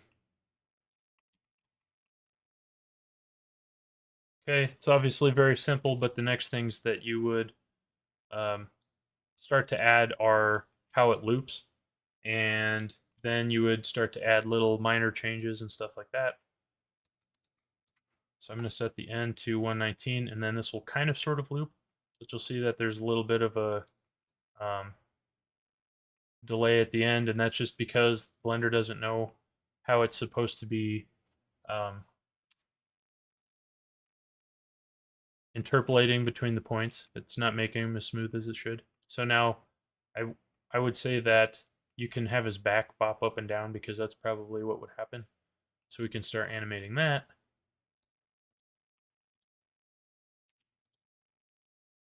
All right, let's save that real quick.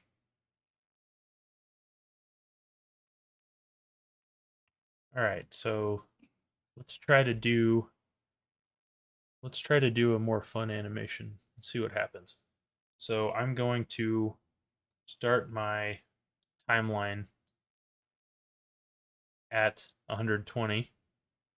We'll go to 121 so that our keyframes aren't in the way. Actually, let's just do 130. That's easier. And then we'll end this at just 400 for now. So now what you can do is, and if you buy Blender models, sometimes you'll get the model with animations stored this way, but you can store all of these animations along the timeline as keyframes, or you can set them into what's called an action. And basically, there's an action editor in here that you can just slap like the walk cycle actions onto the timeline and animate without using keyframes at all. And that's eventually what you probably want to learn to do. But yes, okay. You know, I hear you. Let's do something fun. So I'm going to clear all the transforms and we'll just set a new keyframe here at 130 so that our new section of timeline isn't influenced by the old keyframes. So now when you say dancing with this sort of guy, what kind of dancing can this dude possibly be doing? If you could describe it in, you know, 3 words. Because obviously there's a lot of controllers on this guy. So it's going to be a little fun. But, you know, I guess some easy ones are just to move the entire, like, main portions of the body. So let's try that. Let's just say he was doing something with his front end downward.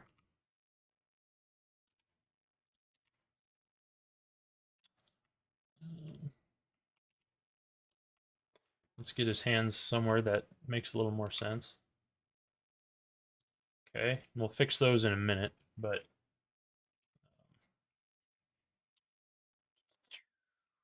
they just need to look a little bit more convincing. Okay, so let's save that keyframe first. And then,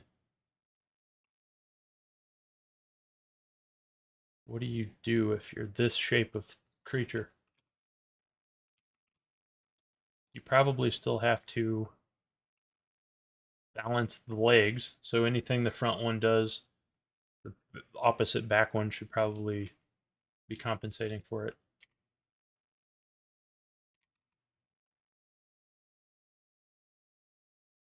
Oh, I know what we'll do. I know exactly what we'll do. Okay. We're gonna go all the way over here to like 330, and we're gonna grab his hips. I don't know if he can move that way. Yeah, that'll work.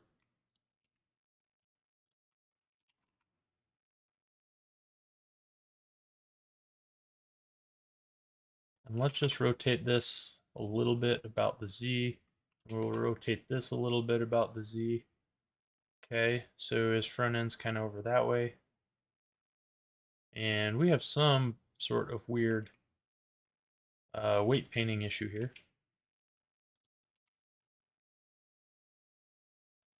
I wonder if that's bound. No. Yeah, see, here's a great example of a weight paint being broken. Let's actually fix that right now because that's going to cause a whole problem. So now it's no fun. I'm assuming it's the hip. Maybe. But let's just see. So what you can do is go into weight paint mode, and it's no fun, but you can literally just tab through these things until you find the weight paint that lights up in the wrong spot. Shoulder.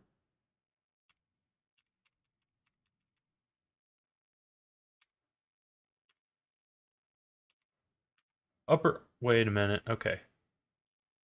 Upper arm, that may or may not be right, but that's not the problem area, so let's keep going.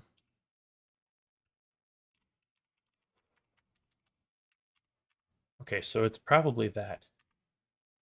So it's probably the pelvis bone.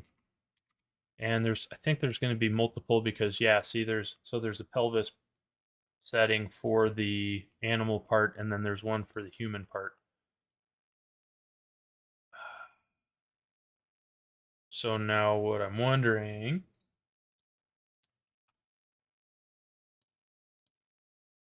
let's go to, let's add this, and then we'll come back to 300. We'll clear this all. And then I'm going to look at this bone because I bet you it's not parented properly.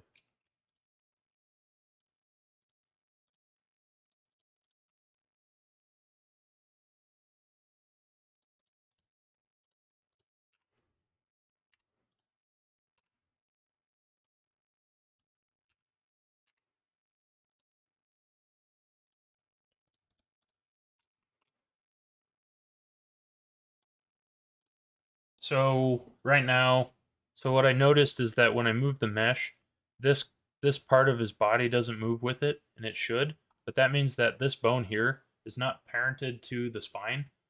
So when you, um, yep, see, there's no dashed line there that connects it. So when you move the body, this this bone, which just holds the shape, isn't moving with the body, and it just keeps that painted part of the mesh in the wrong spot. So let's get that fixed really fast. So this one is parented to spine 19. We're going to do the same exact thing here. And then we'll make sure all the other settings are the same here. Yep. Okay. Now that is going to cause a little problem because we're going to have to reparent this bad boy. So I don't think it'll probably mess with our animations, but we haven't got the dancing one yet anyway, so it's fine. So let's come in here and actually let's see if that fixes it. I don't remember. I don't think it does. No, it doesn't. So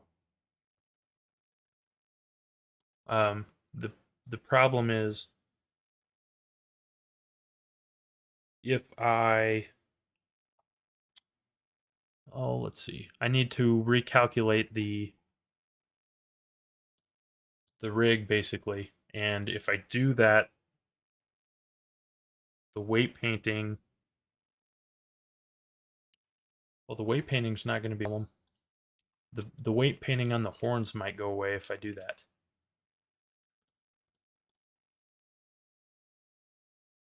So basically what you have to do is you have to regenerate this rig. Um, which would more or less reset your um, weight paint fixes.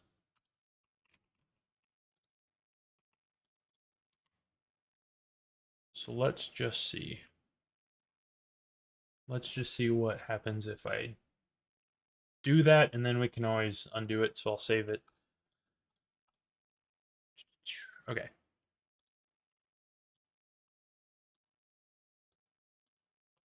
So the rig is wrong. If I move this to the side,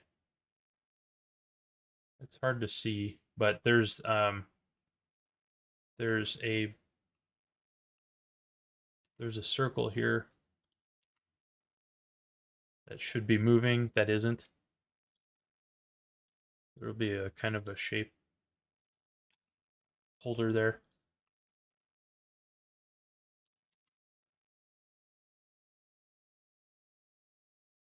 Okay.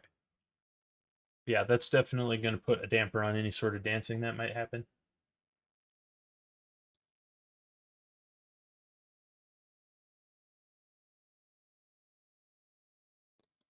Okay. Yeah. Uh, YouTube keeps telling me I'm dropping frames, so hopefully the quality isn't terrible. It's bad enough that it's already so slow, but okay, so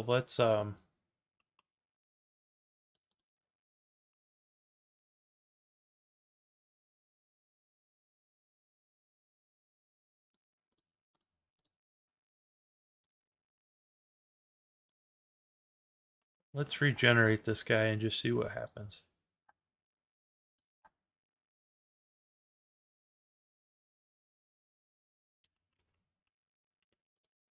And maybe I'm wrong, maybe all the weight paints don't reset. No, we might be okay. We might be alright yet. Okay. Yeah, see? Now when I move him around, he stretches the wrong way uniformly. That's what you want. If you're gonna just make a bunch of mistakes, make them consistent. Okay. So now in theory, um, yeah, it looks like all of our keyframes are gone, but we didn't care too much about the walk cycle because we can rebuild that whenever. So instead of worrying about it, let's just reset our timeline and start this little dance. So the only thing I was able to picture him doing right away was some sort of toe tapping, as Eberham is saying, with maybe a little bit of rotating along the way. So I think I'm going to do, yeah, I think I'm going to do this. So we're going to have him here at frame 1, and then we'll go all the way to like 180, and we'll just rotate this about the Z. Okay, and then we'll rotate this a little. Let's see, that isn't the one I want.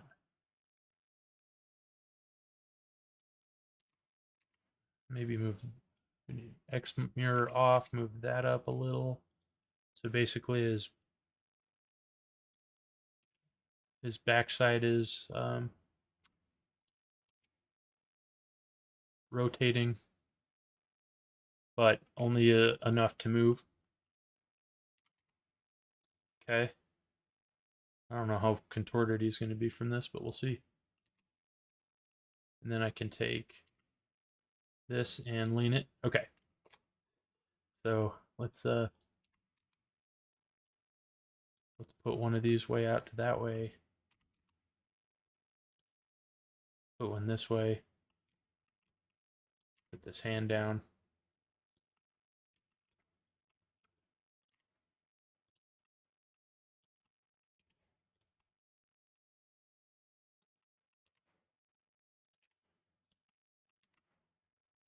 All right. Fix the hands later. Also, we don't need the meta rig on. That's just in the way. There we go. That helps a little. Sometimes I just get used to saying so much crap on the screen that it doesn't really matter.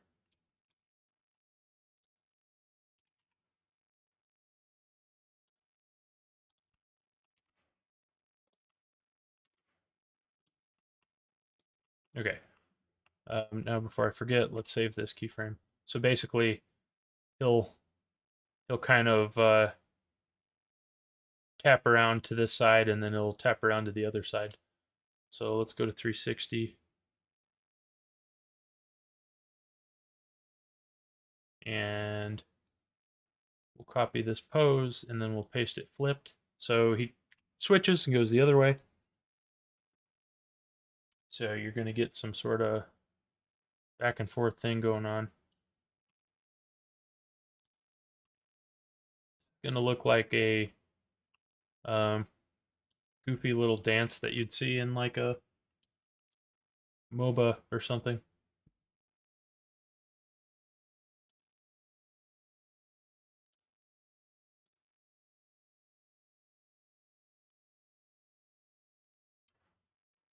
Man, I can't believe how bad the OBS says my frame rate is dropping. Let me know if it looks terrible, just so you don't have to watch it. Okay.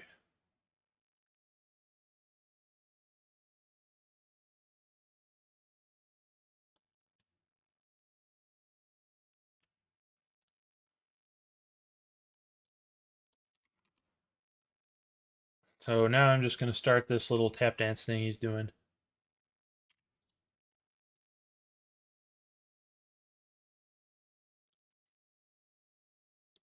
Let's just go out in the middle here, and let's just move this up a little.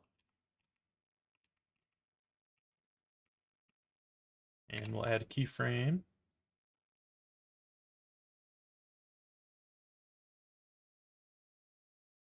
$40, and then at 80, he'll have this thing back on the ground.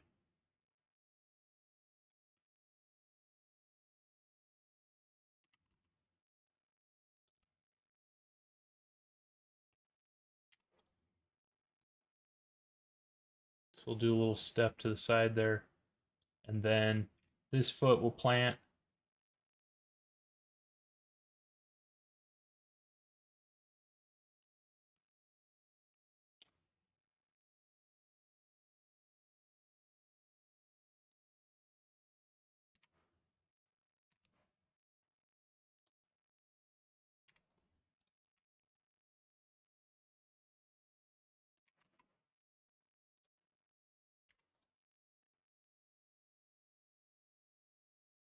So now he's kind of sliding. He's sliding over to the side. That one's planted.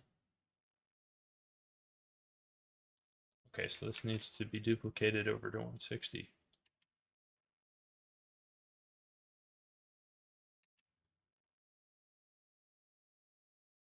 Oops, wrong foot.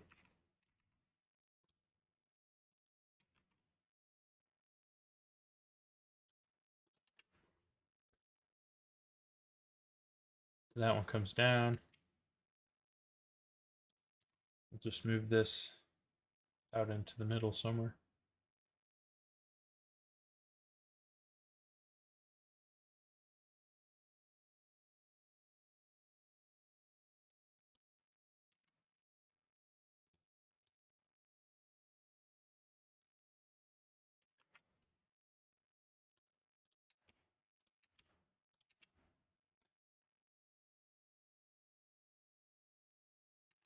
Okay.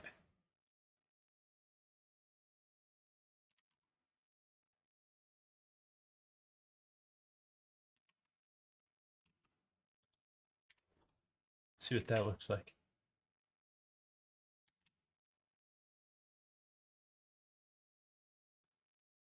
That's actually going to look kind of funny. All right. And then I wonder if we can just take all of these.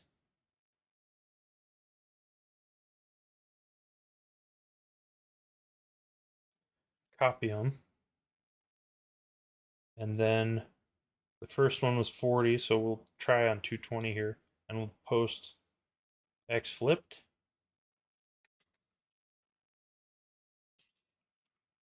Oh yeah, duh. But that won't work. Okay. Forget. You have to do every one. I'm sure there's tools to intelligently copy your animations over to the side, but for now we'll just cheat. So is frame 1 the same as frame 180? It is not.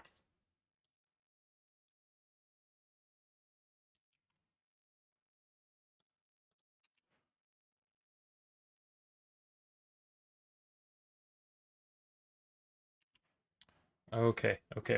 I see what we need to do. This needs to go to 220.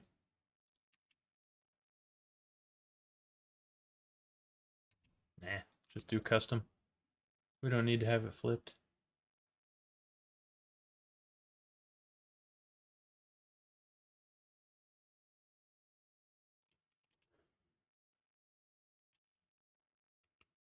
Set that there.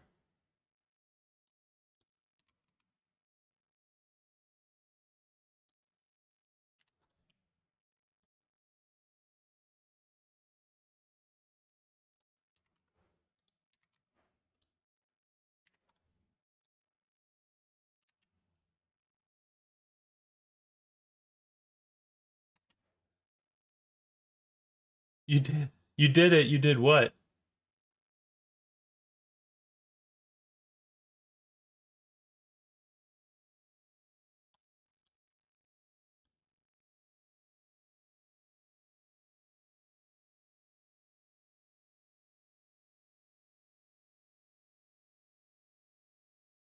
Okay. Let's see. That one needs to then plant.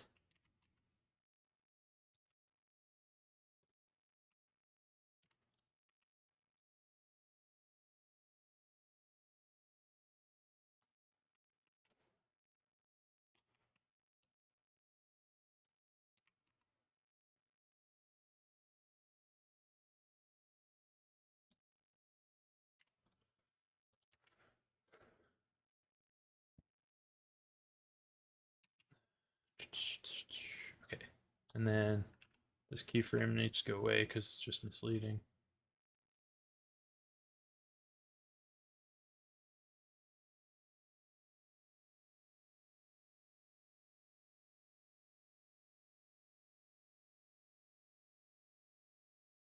So he stops, and then he plants his foot.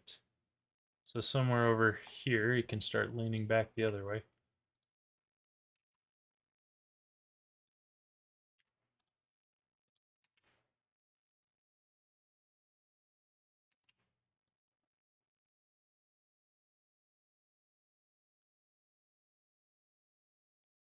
And then, I don't know, let's just go back to 360 and rotate his butt again.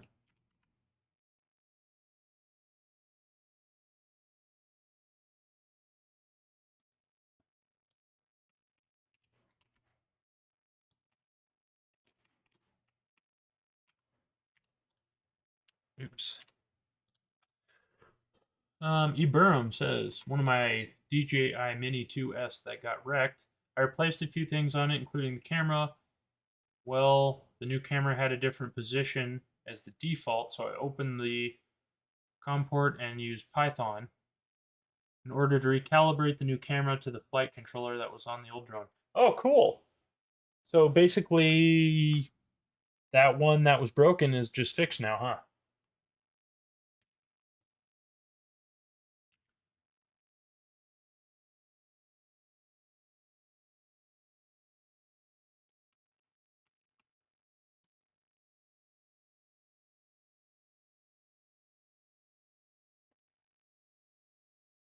I also replaced a GPS module because for some reason it wasn't allowing it to take off. It has to make sure you aren't in restricted airspace and it wasn't finding GPS location. Huh. Yeah. Seems like a lot of problems happen when you slam into a tree, huh? That's cool though, man. Yeah, I mean, nothing nothing feels better than getting something to work finally. That's like tonight, we gave up on texturing, but now we're doing some dancing, so definitely definitely key.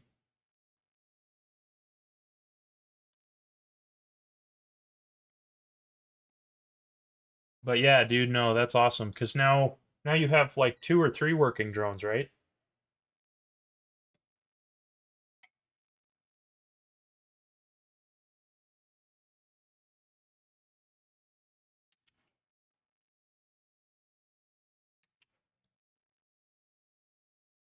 Okay, so that one would stay planted.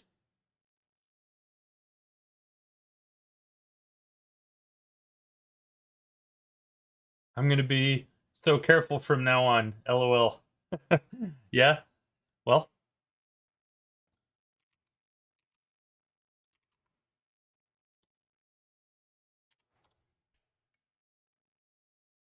um I dreaded this since I found out that just swapping gimbals wasn't enough. Yeah, yeah. I mean, 5 if you include my FPV drones. Wow. Oh, I didn't even know you had 5. That's cool.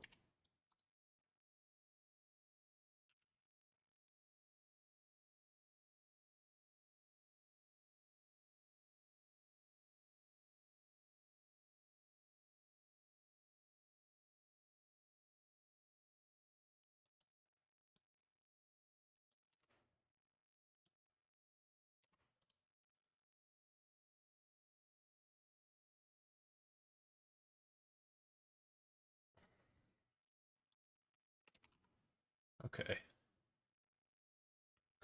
I don't have a problem, I swear. Well, I think everybody knows by now that I have problems with GPUs anyway, so not like it matters.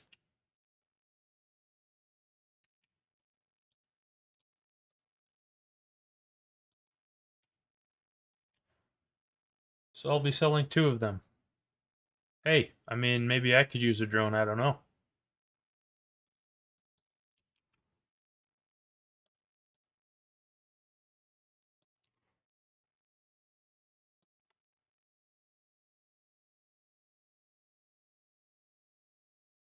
I mean, really, just as a matter of like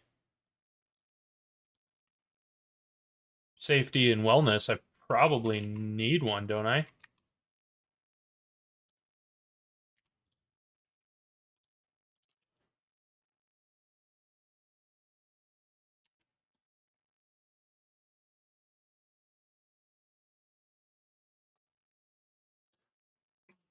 I'll sell the one I just fixed for 150 to 250 with the batteries, 300 for everything, including controller. It's pretty tempting, man.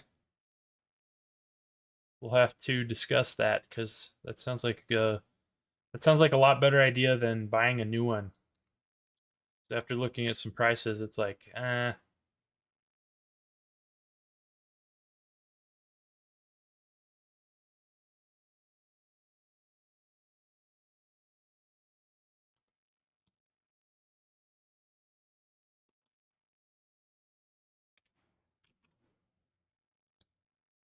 better safe than sorry. Yeah. Well, now that I know a guy that knows how to fix drones, then I guess it's not going to matter, is it? Because I can just break them all I want.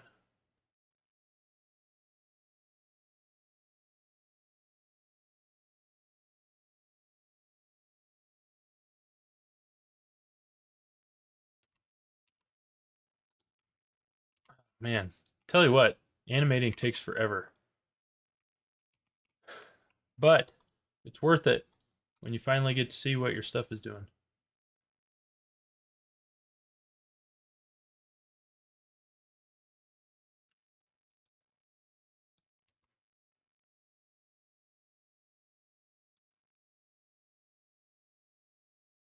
And then why are these sliding all the way over here?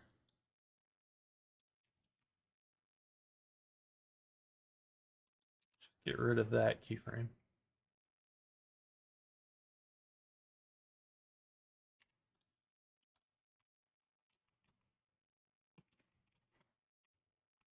All right, what's this even look like? Let's check it out.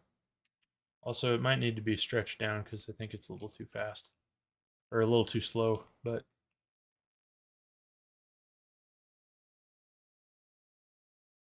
uh, you could get a new Mini 2 with batteries and controller for 450.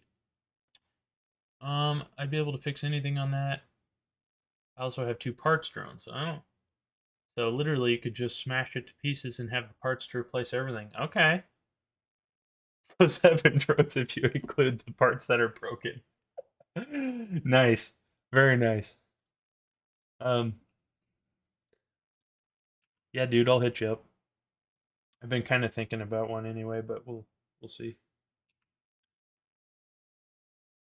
All right. I'm gonna speed this animation up. It's way too slow for a dance.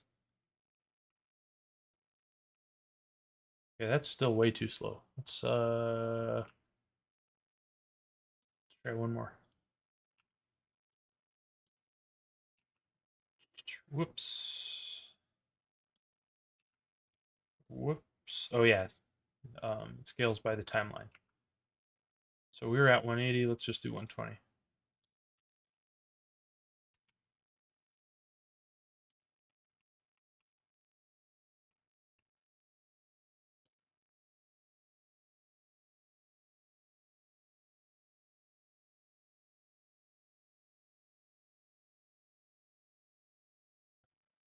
Okay, that kind of works. That's funny. Um, do something with the hands here, and then this thing might actually work. I thought of being able to replace the flight controller on the parts drone that was bound to another account with the flight controller from one that isn't bound. So I might be able to drink and jink one more. Cool. Do it. You're going to have drones following people here soon or something. Let's let's just grab this hand pose here.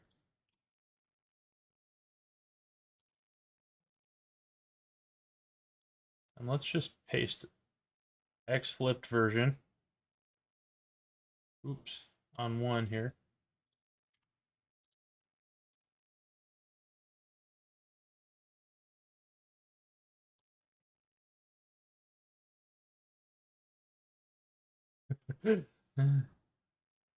This is going to be obnoxious, man. Let's just see what this looks like here.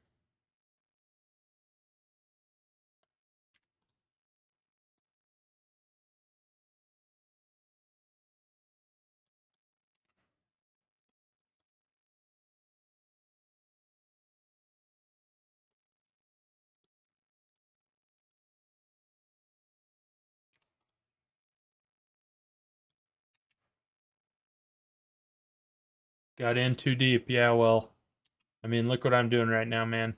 It just happens.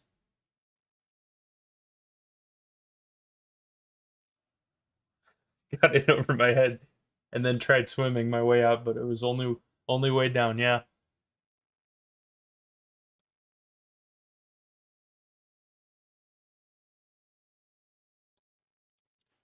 Um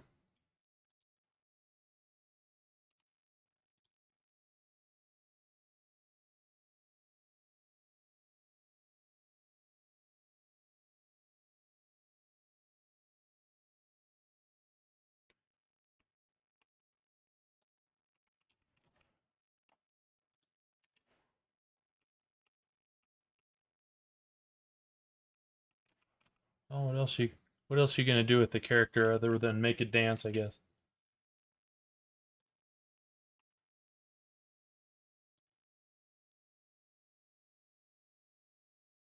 Did kind of get this funny little dance to work though.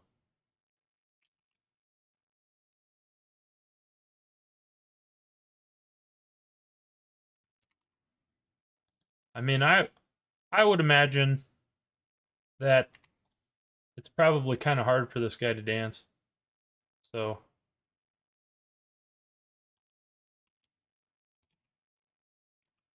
it's just kind of a big dude, you know.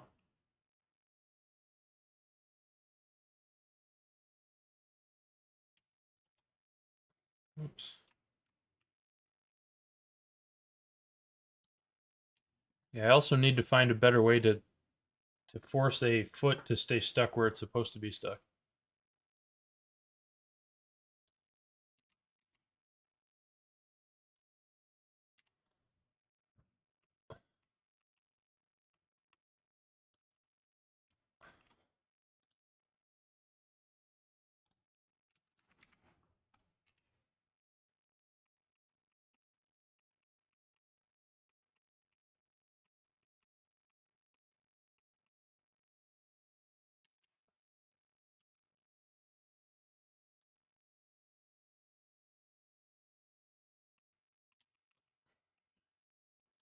Yeah, dude.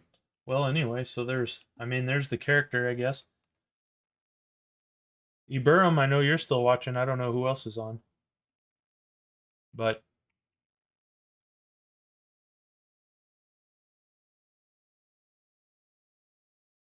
yeah, it just takes forever, man, to do all this stuff. But it's really cool. You can get it to work.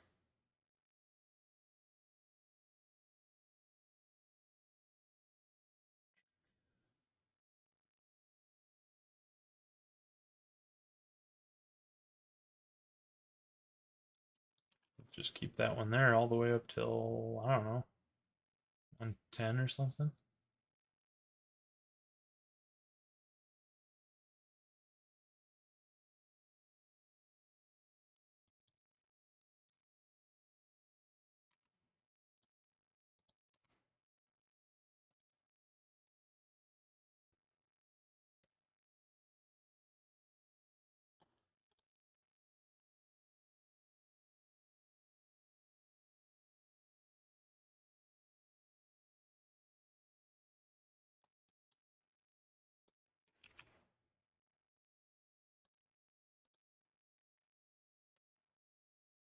Godfrey just joined. What's up? It's been a less productive night than I hoped as far as progress goes. I would point out the fact that this this character is just dancing now. But yeah, Substance Painter wasn't behaving, which is probably mostly my fault. But been trying to bake some normal maps, and that's been interesting. Let's see what he looks like. I don't know, man. Pretty official stuff in here, though. But yeah, materials are definitely the step it needs the most next. But let's I'll show you since you just got in. I'll show you this I'll show you this shader or this normal map. I've never baked the normal map to the mesh before with a lower poly copy, and it's really nice. I need a less glossy material though.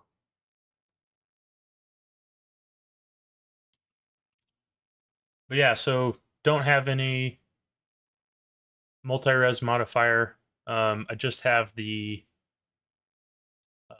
high poly and the low poly, and then I have this um, normal map that I baked, and you can scale it up or down.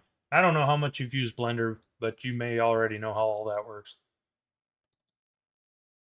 But basically, the mesh I'm deforming is super easy to work with, and the high detail version is awful to work with.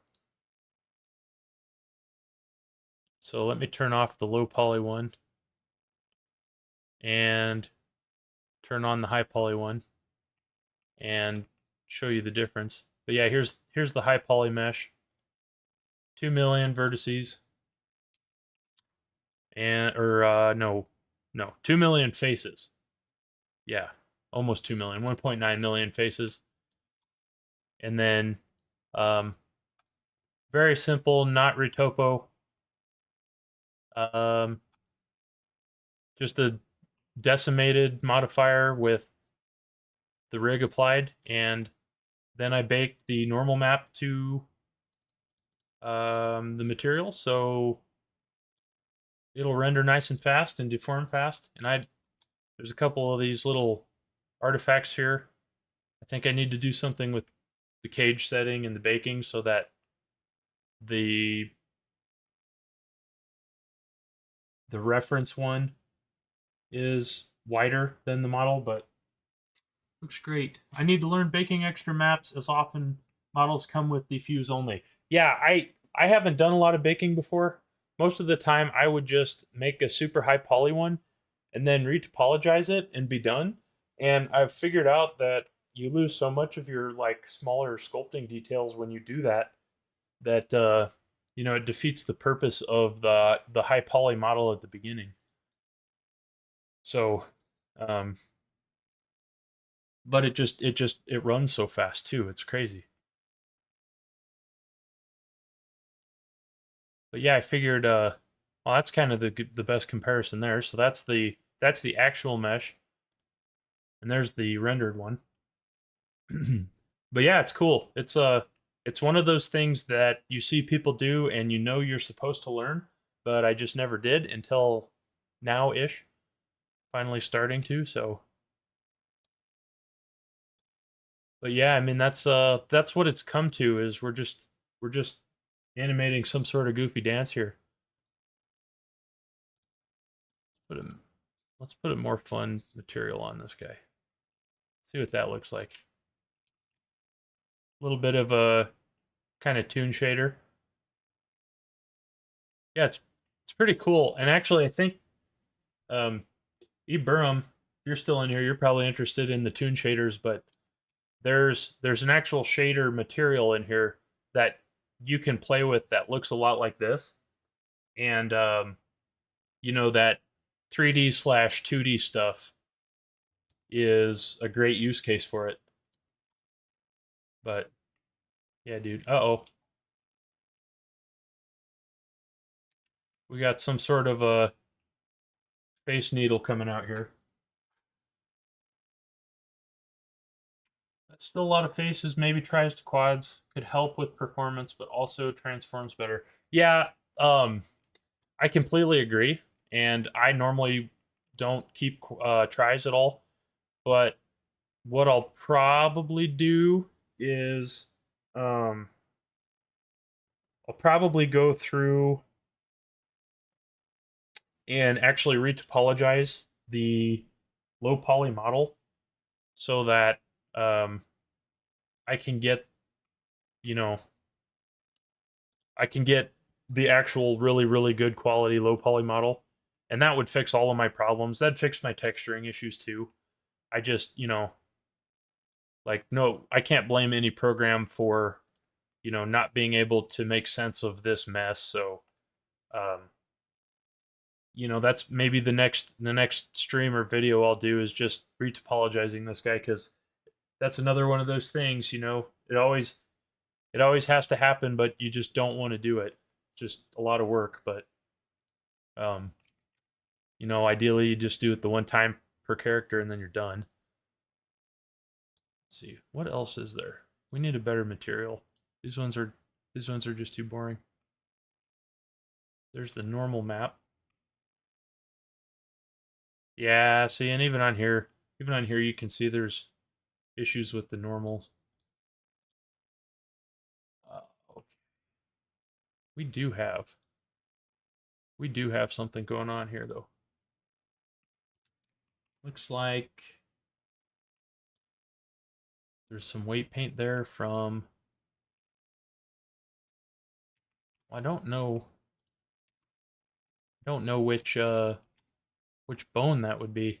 It must have just got left out of getting weight painted. So let's see. Where is this coming from?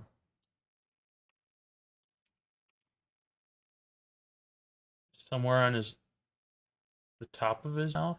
Weird. Okay. So just maybe parent that to like his jawbone or something.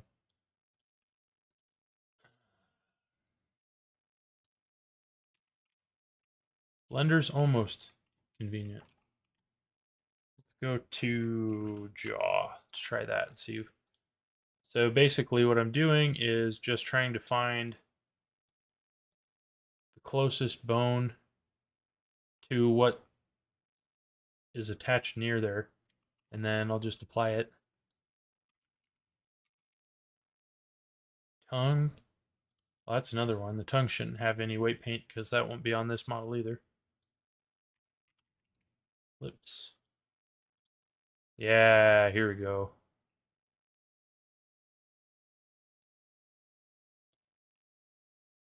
Wondering if we shouldn't just throw it in with that for now.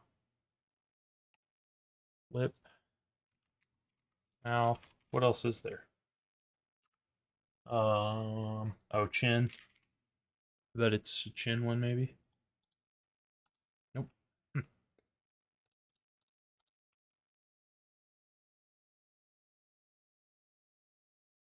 Teeth and the tongue are the closest.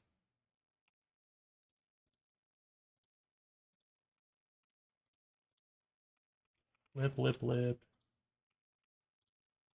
Tongue, tweak tongue. Master jaw.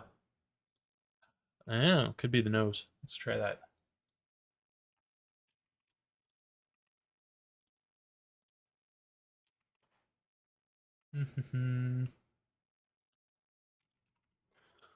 Okay. Oh yeah. Oh yeah. Nose is going to be good enough. And really, I shouldn't have to move the inside of the mouth all that much, so it's not going to matter. Yeah. Yeah, let's just do that. Okay. How fun. Let's just wait paint that 100%. There we go. Look at that. A lot of hoopla for one vertex basically. But yeah, there you go. So here's a 1,500-pound guy doing a little tap dance thing. I know that's what you came for, Godfrey. I know that is what you were hoping to learn about tonight. But having said all of that, it still blows my mind that you can set this up and do it in just within a week in your own house now. And uh, my PC in high school barely ran Windows Paint properly. So, pretty exciting still. Yeah. But so anybody who just got here or is just seeing this now, at this point we're just dinking around. We got this high quality normal map here. Let me bump up Actually, let's just get rid of denoising in the viewport and see what happens. Nothing good. Okay. Wonder what this won't run in Eevee, will it? Oh yeah. There you go. Get some nice nice quick shade effect there. Yeah, guys, so obviously this thing still needs some work. Next steps will be full retopology. Um, we had already built the beginnings of a walk cycle in here, and I reattached the rig and destroyed that, which is fine because it didn't take that long. But I'll definitely be looking to get some actual animations with this. I'm going to build him a bow, and I'm going to try to learn how to rig and animate a very complex bow. Basically, some sort of like compound bow, or honestly, maybe like a springled or something like that, just because it's cool. And I learned about those from Age of Empires, so there you go. But yeah, I mean that's it. That for now, that's the character. That's what you get. But yeah, so in Godfrey, I don't know if you know the plan. Eventually, someday, when I have enough time, I'm gonna make versions of these characters where I use the different components to make different body types, and then make a game where you get to pick what components your character is made up of, and they give you different attributes and stuff. So that's kind of the reasoning for uh, making the different versions of somewhat similar characters. So I'll probably make um, this same thing with a human head on it, and then an actual just normal bull from the lower body of this using this guy's head, and I'll just um, basically have a a big library of parts that I can use. So if you or anybody else watching has wondered why I'm making these characters and why I'm making them like in the style that they are, that's why, because that's the end goal. It's just I know that it's going to be years and years from now because that takes way more work than I realize. So just kind of a pipe dream thing. But I was saying earlier, if you wanted to learn character modeling and animating, I would say starting with something like a Centaur is a great start because you're going to have a whole lot of fun trying to get everything to work together. Let's see. Let's go back. So yeah, this this little dance here was kind of a request. So I figured, you know what? Why not? We didn't get the rest of the stuff done that I hoped, so might as well have some fun instead. All right, I'm gonna pause this. And what time is it? It is already 12:15 a.m. here. So I'm gonna extend my timeline a bit and might actually just rebuild the walk cycle really fast because I'll need it. And I'm planning on doing some like actual finished animation with this guy. I know I never post anything like that normally, so I'm gonna do that. Uh, Dance Baby Burham says, "Yeah, I, I might actually spend some time and clean up this dance thing and make a couple because I think that would make for a funny short somehow or other." But Godfrey says it looks great. There are definitely shortcuts you can take depending on what you prioritize, as there are lots and lots of resources available out there. Um, unless the goal is to make everything yourself. Yeah, I to me to me um the actual building and sculpting the characters is the part I like to do. So the problem I run into is once I've made a character, I'll just I'll just tinker with it and I end up letting it sit there because I probably have 5 or 6 or 7 of them that are like to this level that I just don't do anything with because I just like to build them, I guess. So, um, yeah, there are shortcuts, and I've used Dev Studio a little bit. I've used a couple free models, and just really depending on the situation, it doesn't make any sense to reinvent the wheel. But and a good example is when I put a human head on this guy.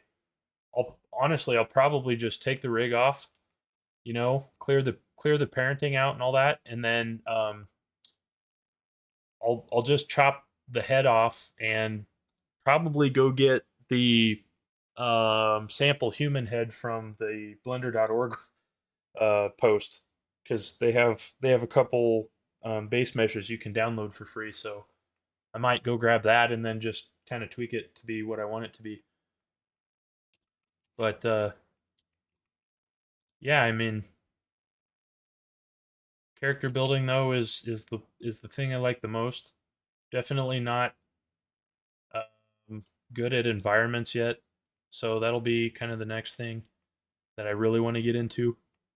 Started learning some Unreal Engine 5, so that'll tie into the game design stuff too. Hopefully someday. But yeah, man, it's all fun to me. But yeah, I'm gonna start building this walk cycle here for a couple minutes. And then tomorrow is a work day, so I'll have to go to bed someday. But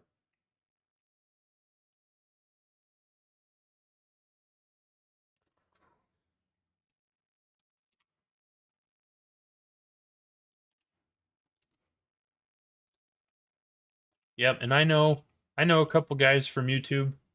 One is MRU Studios, and they really don't care to make the models at all. They would rather just get to the story and the animation and the rendering. So, um, I definitely see how people have different interests, and that's perfectly fine because if no one built models, no one could use them, and if nobody animated, there'd be no reason to have models. Character selection game, although much harder sculpting wise. Simplest way is just to create shape keys for each animal morph. Yeah, yeah, and that's another one of those things. I've never used shape keys. I've not even one time used a shape key. So that's probably a good thing for me to look into, and especially for yeah, a game like a game character creator. Yeah.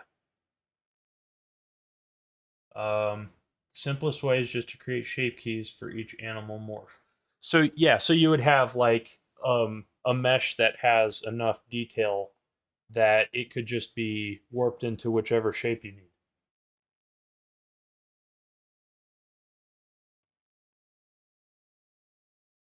So basically, yeah, yeah. So you would just want to have a mesh that's more or less planned out to be able to stretch.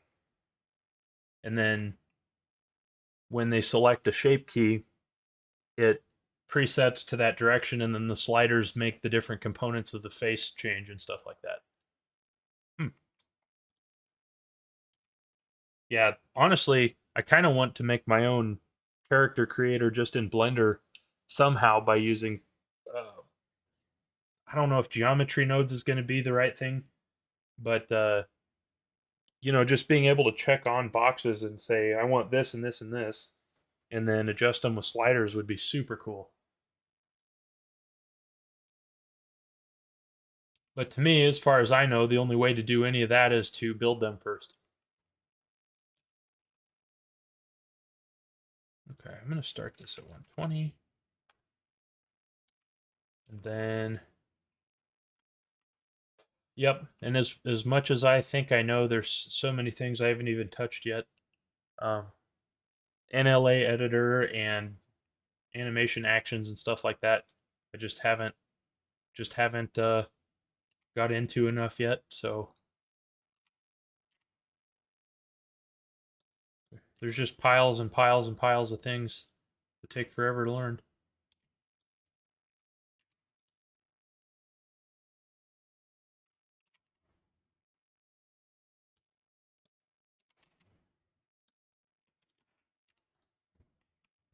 Okay, add the keyframes there.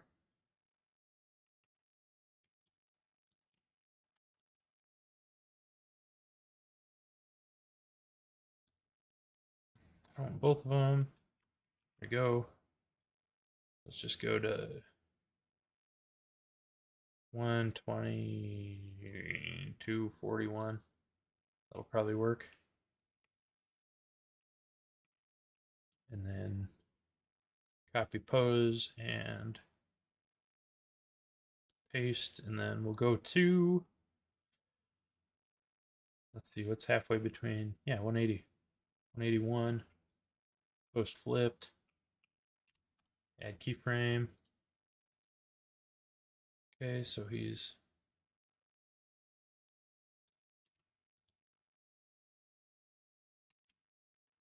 there, and then they switch, and then they switch back.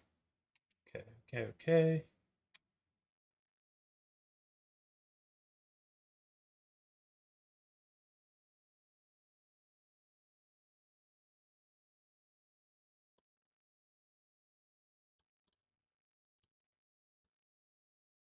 So this one's going forward, so it needs to come up a little bit.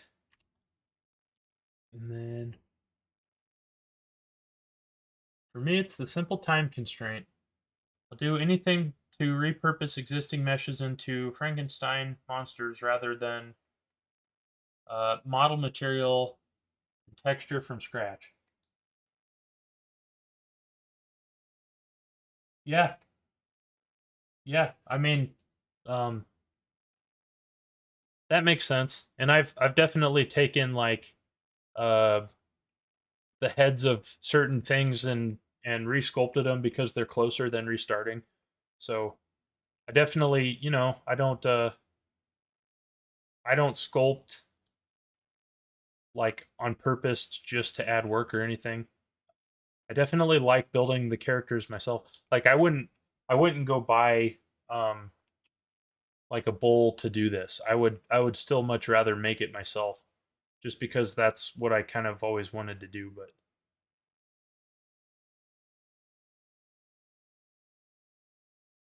but it makes sense. And once um once you prioritize getting something produced, that's going to be um you know time is your biggest enemy, if especially if you're alone. If you're not a um some sort of studio, you're not probably going to be able to do all that on your own anyway. So there we go.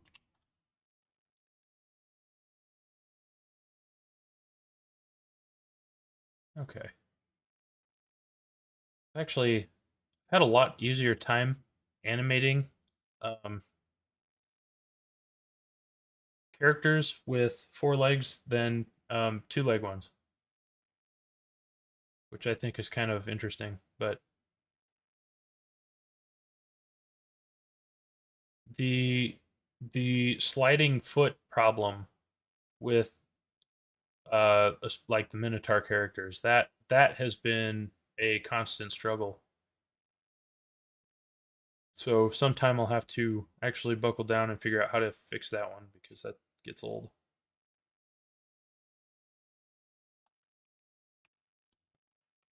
But there again, um, I've spent most of my time creating characters and not enough animating.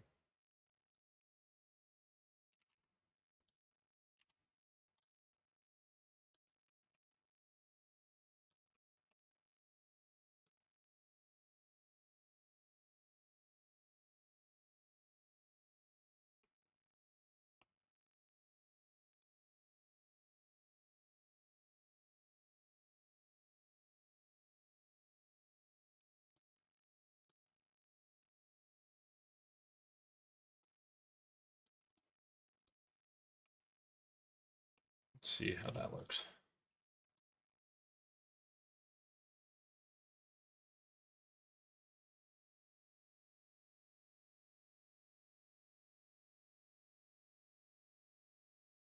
that one comes up there.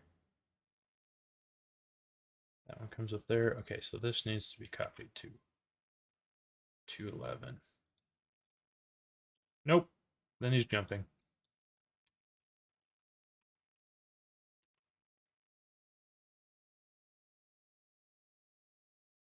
Hmm. 151 there. Yeah, there we go. Okay.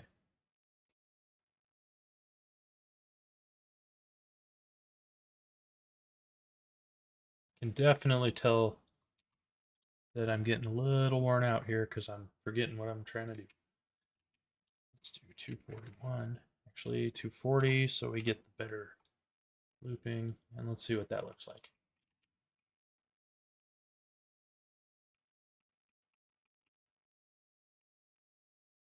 Sweet.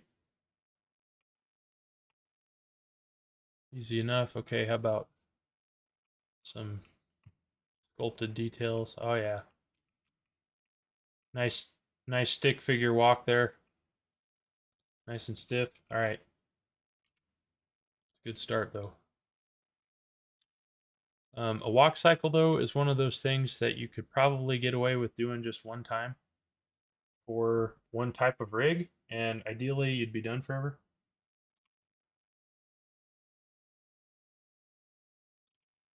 So I thought I remembered moving these hands right when I started this, but apparently not.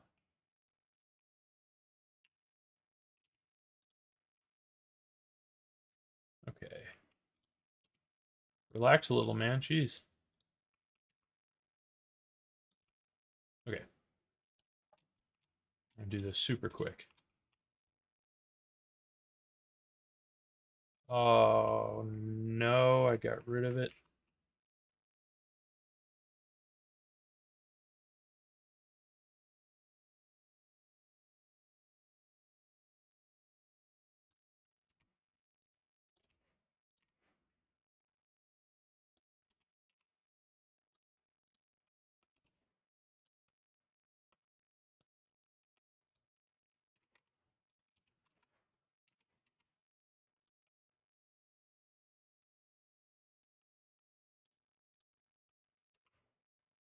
Okay.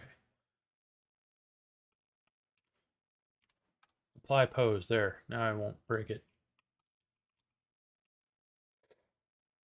Okay, so here his right foot is going forward, so I'm going to have his right hand coming back.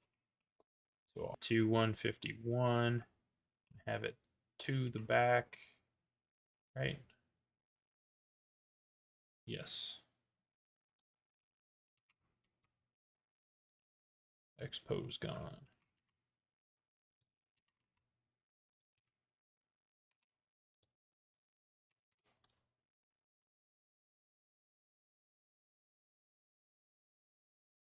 Oops.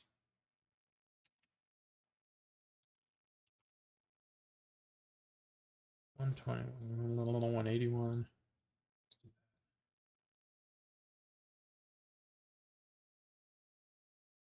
Forward.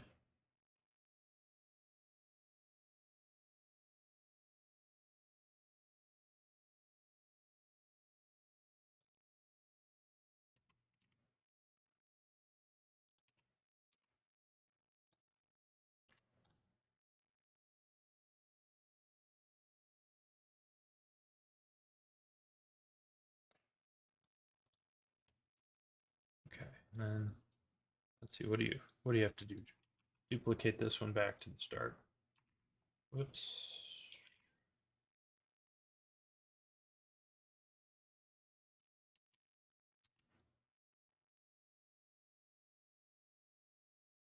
Yeah. Yeah. Yep. I don't know.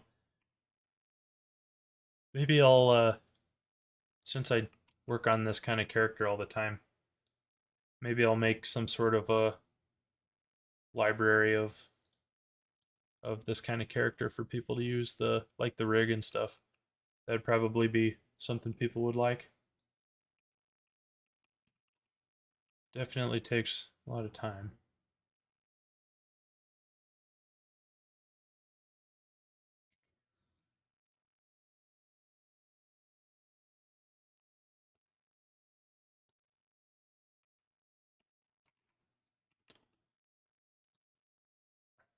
Let's see if that looks right. Nope. But it will at some point.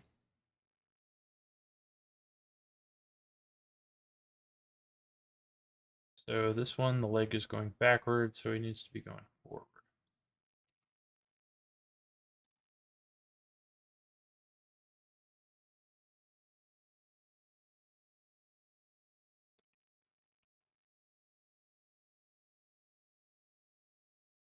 Okay, so I think it's 211. Let's grab that one. Copy pose. And then flip it over here. And we need to go to, see, the forward pose is going to be at the 181 for this side.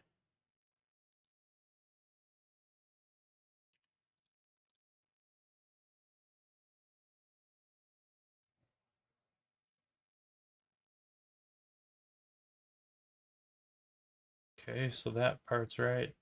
To there is right.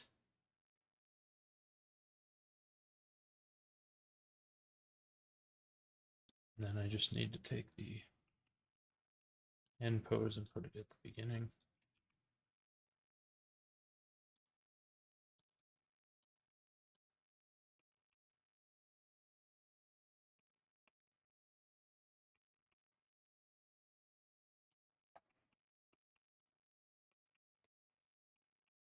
Sweet. Kind of working. Obviously, a lot of fine tuning to go. I feel like this guy's elbows aren't sculpted in the right spot or something, though. I have to look at that. Just rotate the bone. Because he looks like he's got his shoulders pressed to the side too much. That's what he should be doing. Maybe.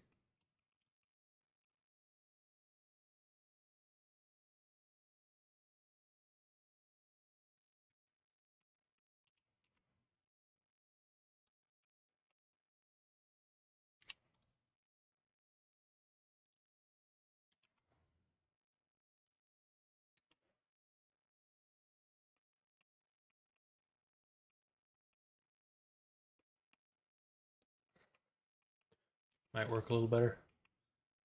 Also, I've always wondered if um, why would this sort of um,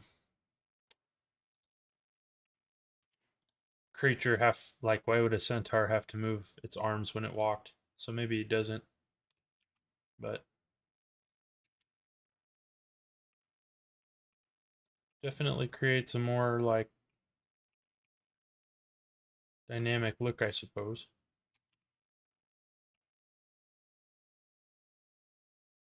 Okay. Yeah.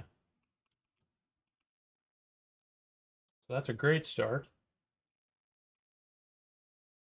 Um, if you're using Rigify, select gear bone by limbs and toggle pull for better elbow controls. Select gear bone by limbs. Gear bone. Okay.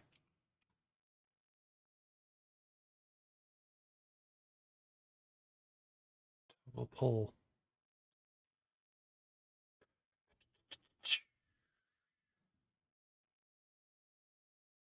Mm-mm-mm. Okay, let's see.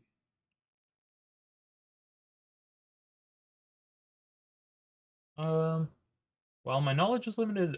If you have Discord, I'm happy to share whatever knowledge. Yeah, yeah. I've talked to people on Discord. I don't have a server yet, but I talk to people on messages on there all the time. So, same name. I don't know if that's enough for you to find me or not. Same name as my channel and stuff, but item context menu where you switch FKIK.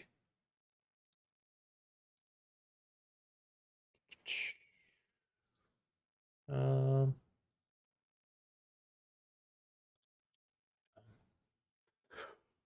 Toggle pole.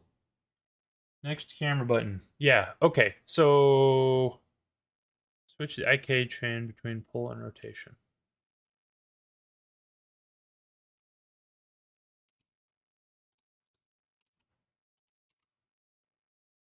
Oh, interesting. Okay. So then, so when you, oh, okay, I see. So basically, it lets you move the L or the, well, yeah, it lets you move the elbow more freely. Huh. Okay, that's cool. And then if you swing, so if you were to look sideways, if you swung the arm in the Y direction, it would do some of that work. Can you still rotate it? No, you can't. Okay, very cool. New bone appeared. Where? This one?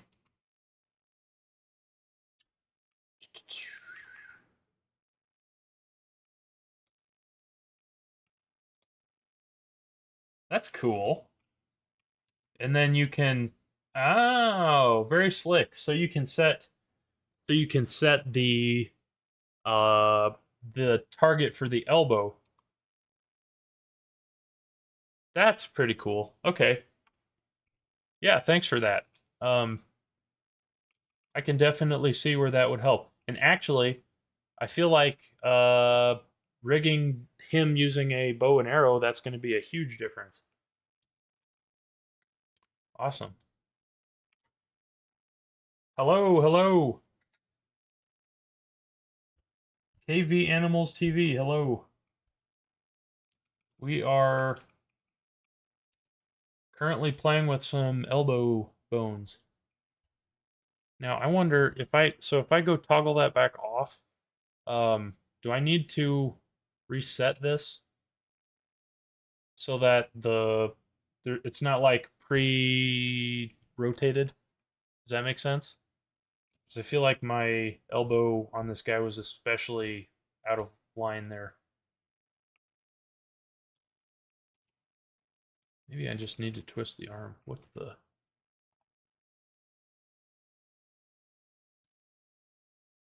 where am I looking here?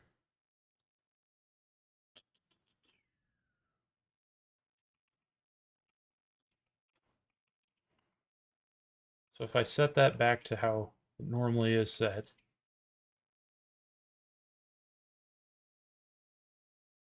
well, the elbow should just stay where it normally would stay, shouldn't it? Huh. No, but yeah, that's super cool though. And I know that there's 7 million things in Rigify that I don't know how to do properly yet.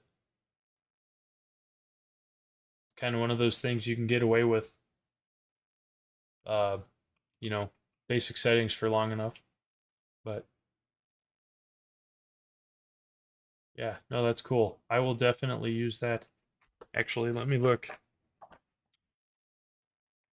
I keep I keep a physical book of notes for special topics like how to attach eyes to the rig and stuff like that.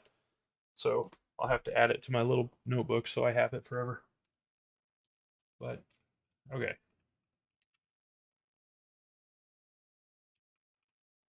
You have to you have to enable that on both sides.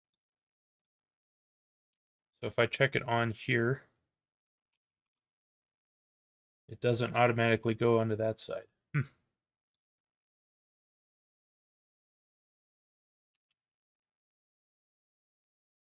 Oh, you have to keyframe that. Okay, I guess that makes sense. Yeah, that's kind of interesting. So it's not a normal Rigify setting just in the actual properties panels then. Very cool. Um, KV Animals TV. This is the character that you probably came to see. We got him doing a little bit of a simple walk animation so far. And then actually let's just go ahead and put our timeline back to the first set of keyframes we have.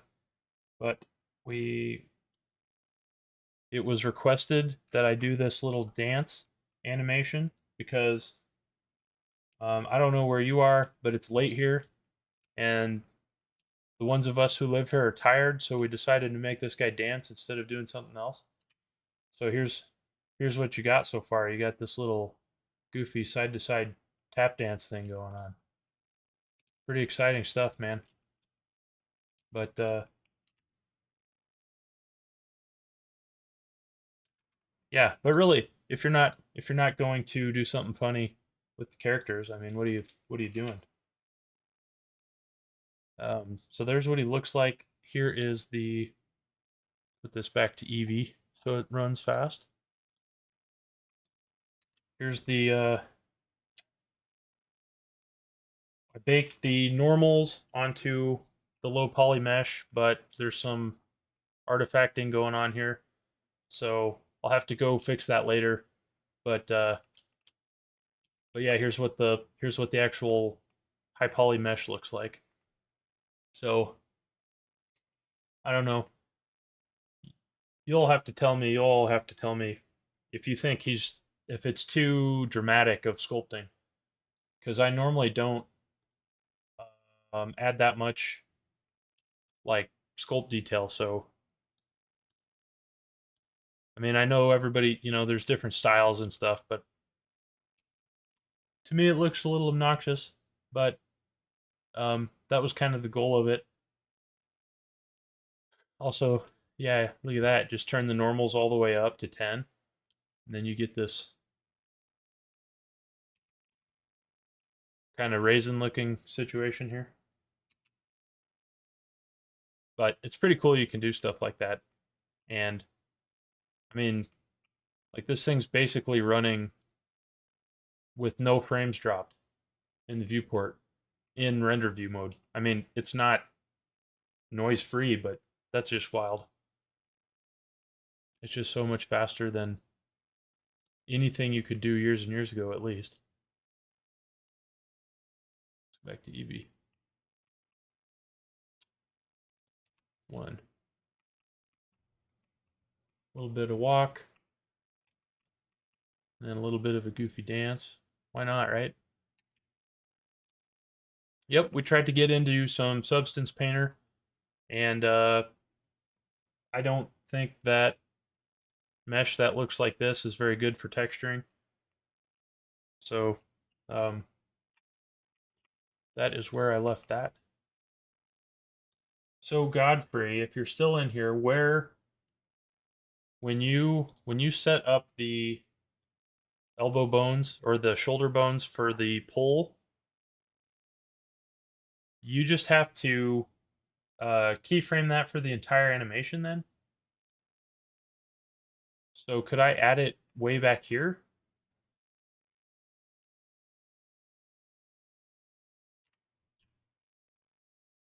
I suppose I can probably add a custom properties maybe.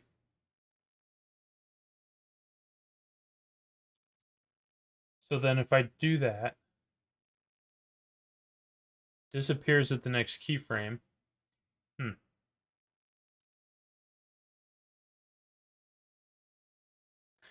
So I could just keyframe just that property. Apply toggle pull to keyframes. Oh, well, there you go. Cool. Just right click, reset keyframe as you keyframed it at some point.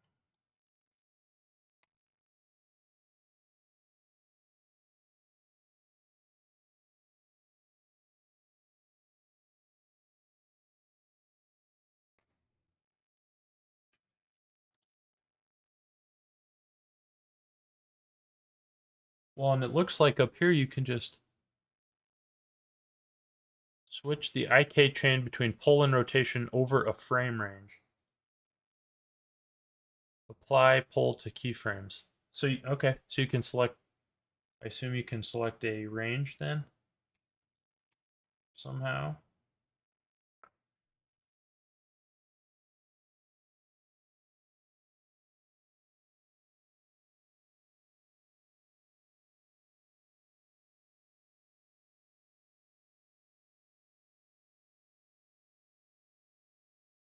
Oh, okay. Very cool.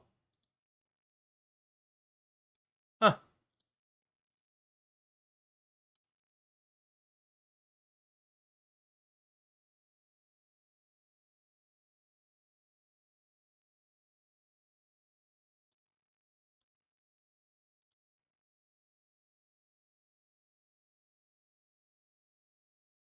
Interesting. Cool. Well, see, just learning new stuff all the time.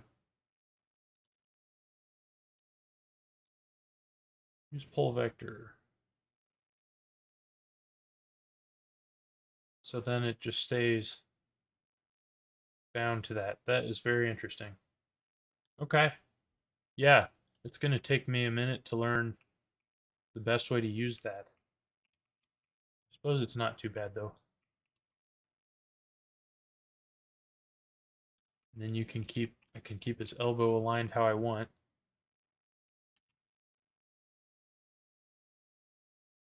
Ah, yeah, that is pretty nice.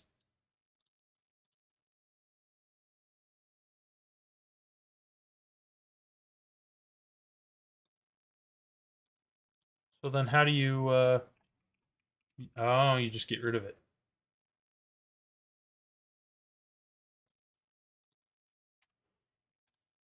So you'd set that to 0.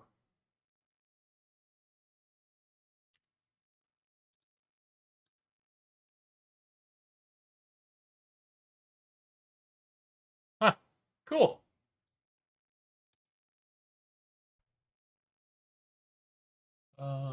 Send Discord activate. For after you are done with stream.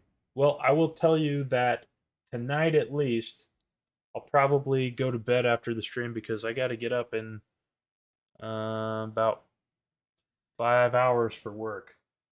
So, but yes, sometime soon. Look, whoever hears this, I'll always exchange information and help learn and teach each other, outside of YouTube. So, um, that's kind of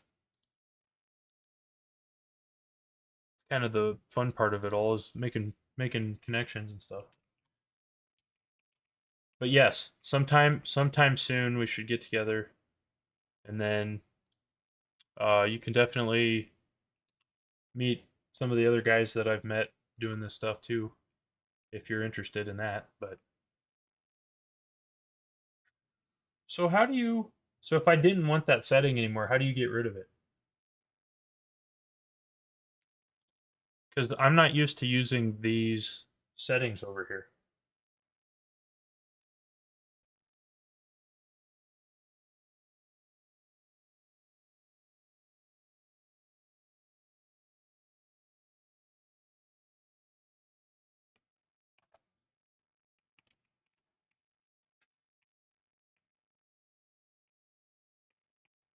So if I want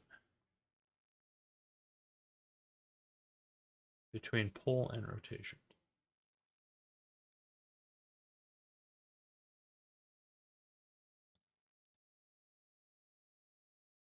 So if you turn it off, it's still there. Right click.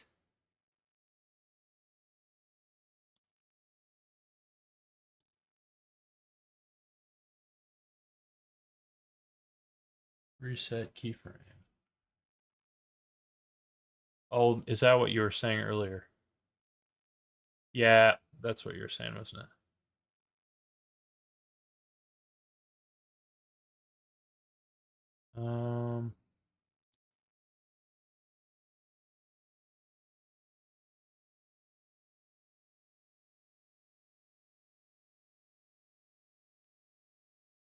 on the button for toggle pull.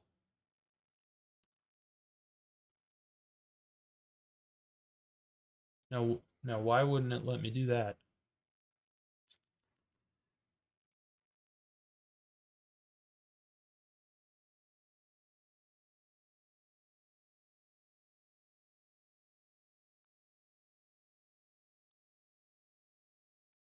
Huh. Clear keyframe. Why am I not seeing that though?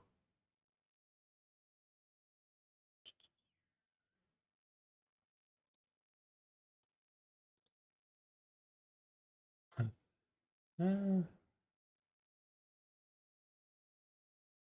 clear keyframe, clear keyframe.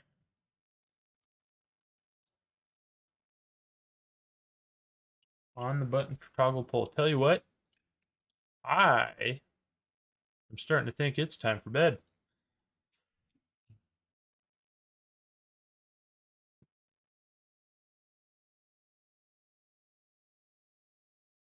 Man, there are so many settings in these panels. It's wild.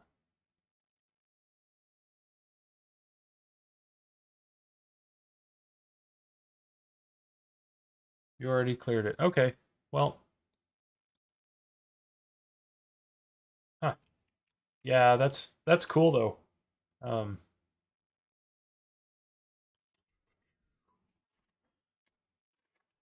I am going to make a quick note of that so I don't forget about it.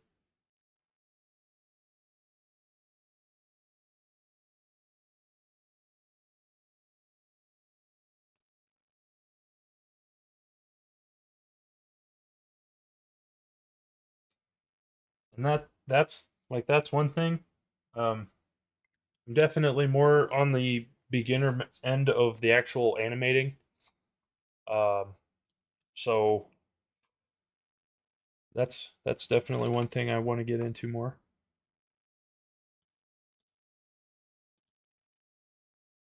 Yellow actively keyframed value or transform green. It's keyframed at point in the timeline. Okay. Yeah, and I I'm kind of used to that from turning things on and off in fluid sims. I guess it's just hard for me to picture what's on and off at the exact moment. Okay, yeah, I see. So you leave a keyframe and it changes color. So if this was set to 1, then it's on. Ah, okay. Easy enough.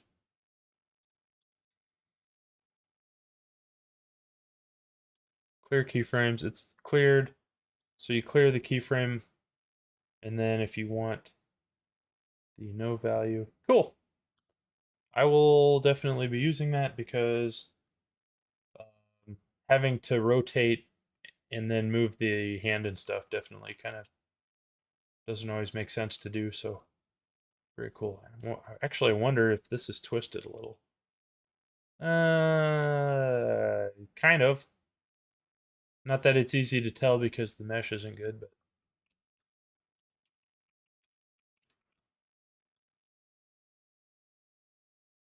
okay.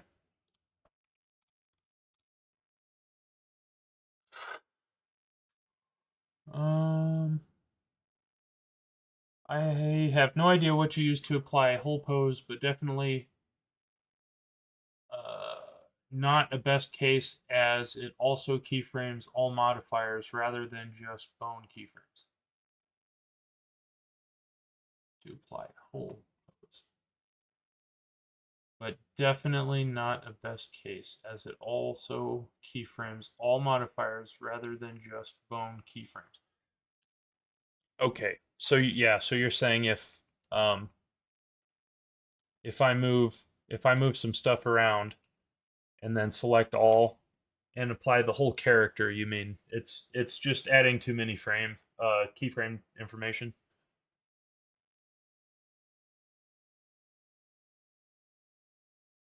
Definitely not a best case, as it also keyframes all modifiers rather than just bone keyframes. That makes sense. So you're adding set controls on things that don't need it, basically, is what you're saying then.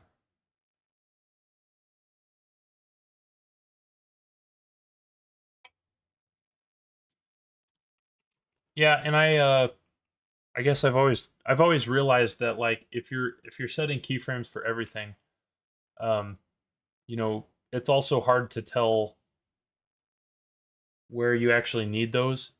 So, because really, if you came in here and just selected everything, uh, you you wouldn't need every single thing to have a keyframe. Just use the top options. Yeah, so just use like probably location more than anything then, right? Or I guess location and rotation, but yeah, yeah, that's a good point. Yeah, and that's just become a habit, I think. You select it and then elbow pulls you just have to do it once. So no need to worry about keyframing. Oh yeah, sure. So if you apply it to the first keyframe, it's already on the whole timeline. You don't have to turn it on and off then. That makes that makes a lot of sense too. See, I'm glad I started live streaming because you just don't get uh actual real-time conversations like this on comments and stuff.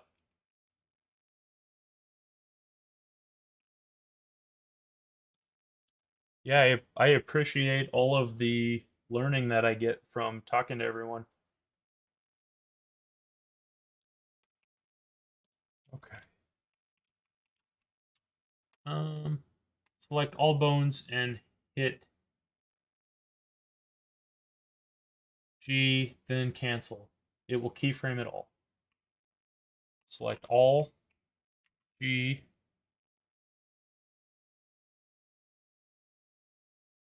select all bones, and hit G, then cancel. It will keyframe it all. Oh, like yeah, with probably with auto keying turned on, you mean?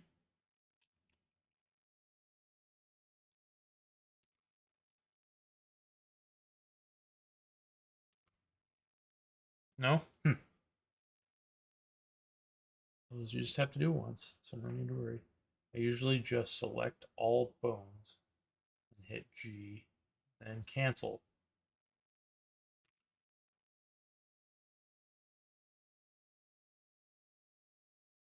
It will keyframe it all.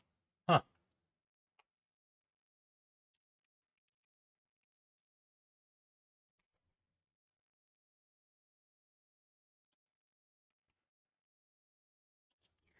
Indeed. Awesome. Well, hey, I think I'm going to call it good for tonight because I got to get up soon and it is about that time. But thank you for everyone who's hanging out. I will probably have to retopologize this thing before I do anything serious with it. Um, just move without moving simply. Oh, yeah, basically. Yeah, that's a good point.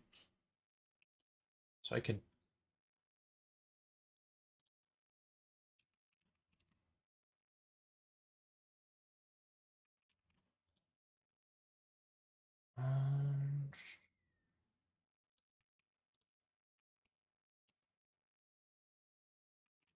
Um, yeah, but thanks for coming. Um, I'll definitely get this guy like done soon because I think it's kind of a cool project. So, uh, hopefully in the next few days, for anyone who's a tech person too, I'll be getting some more GPU tests. But otherwise, I think for now, I'll see you later. Thanks for coming. Um, like I said, you just can't get these kind of conversations anywhere, and it's a lot more fun than going on Reddit and getting yelled at for not knowing what you're doing. So Yeah, I guess I'll talk to you all soon. Godfrey, I will either send you a Discord invite or you can send me one. I don't. Can you even search in Discord by username? I can't remember.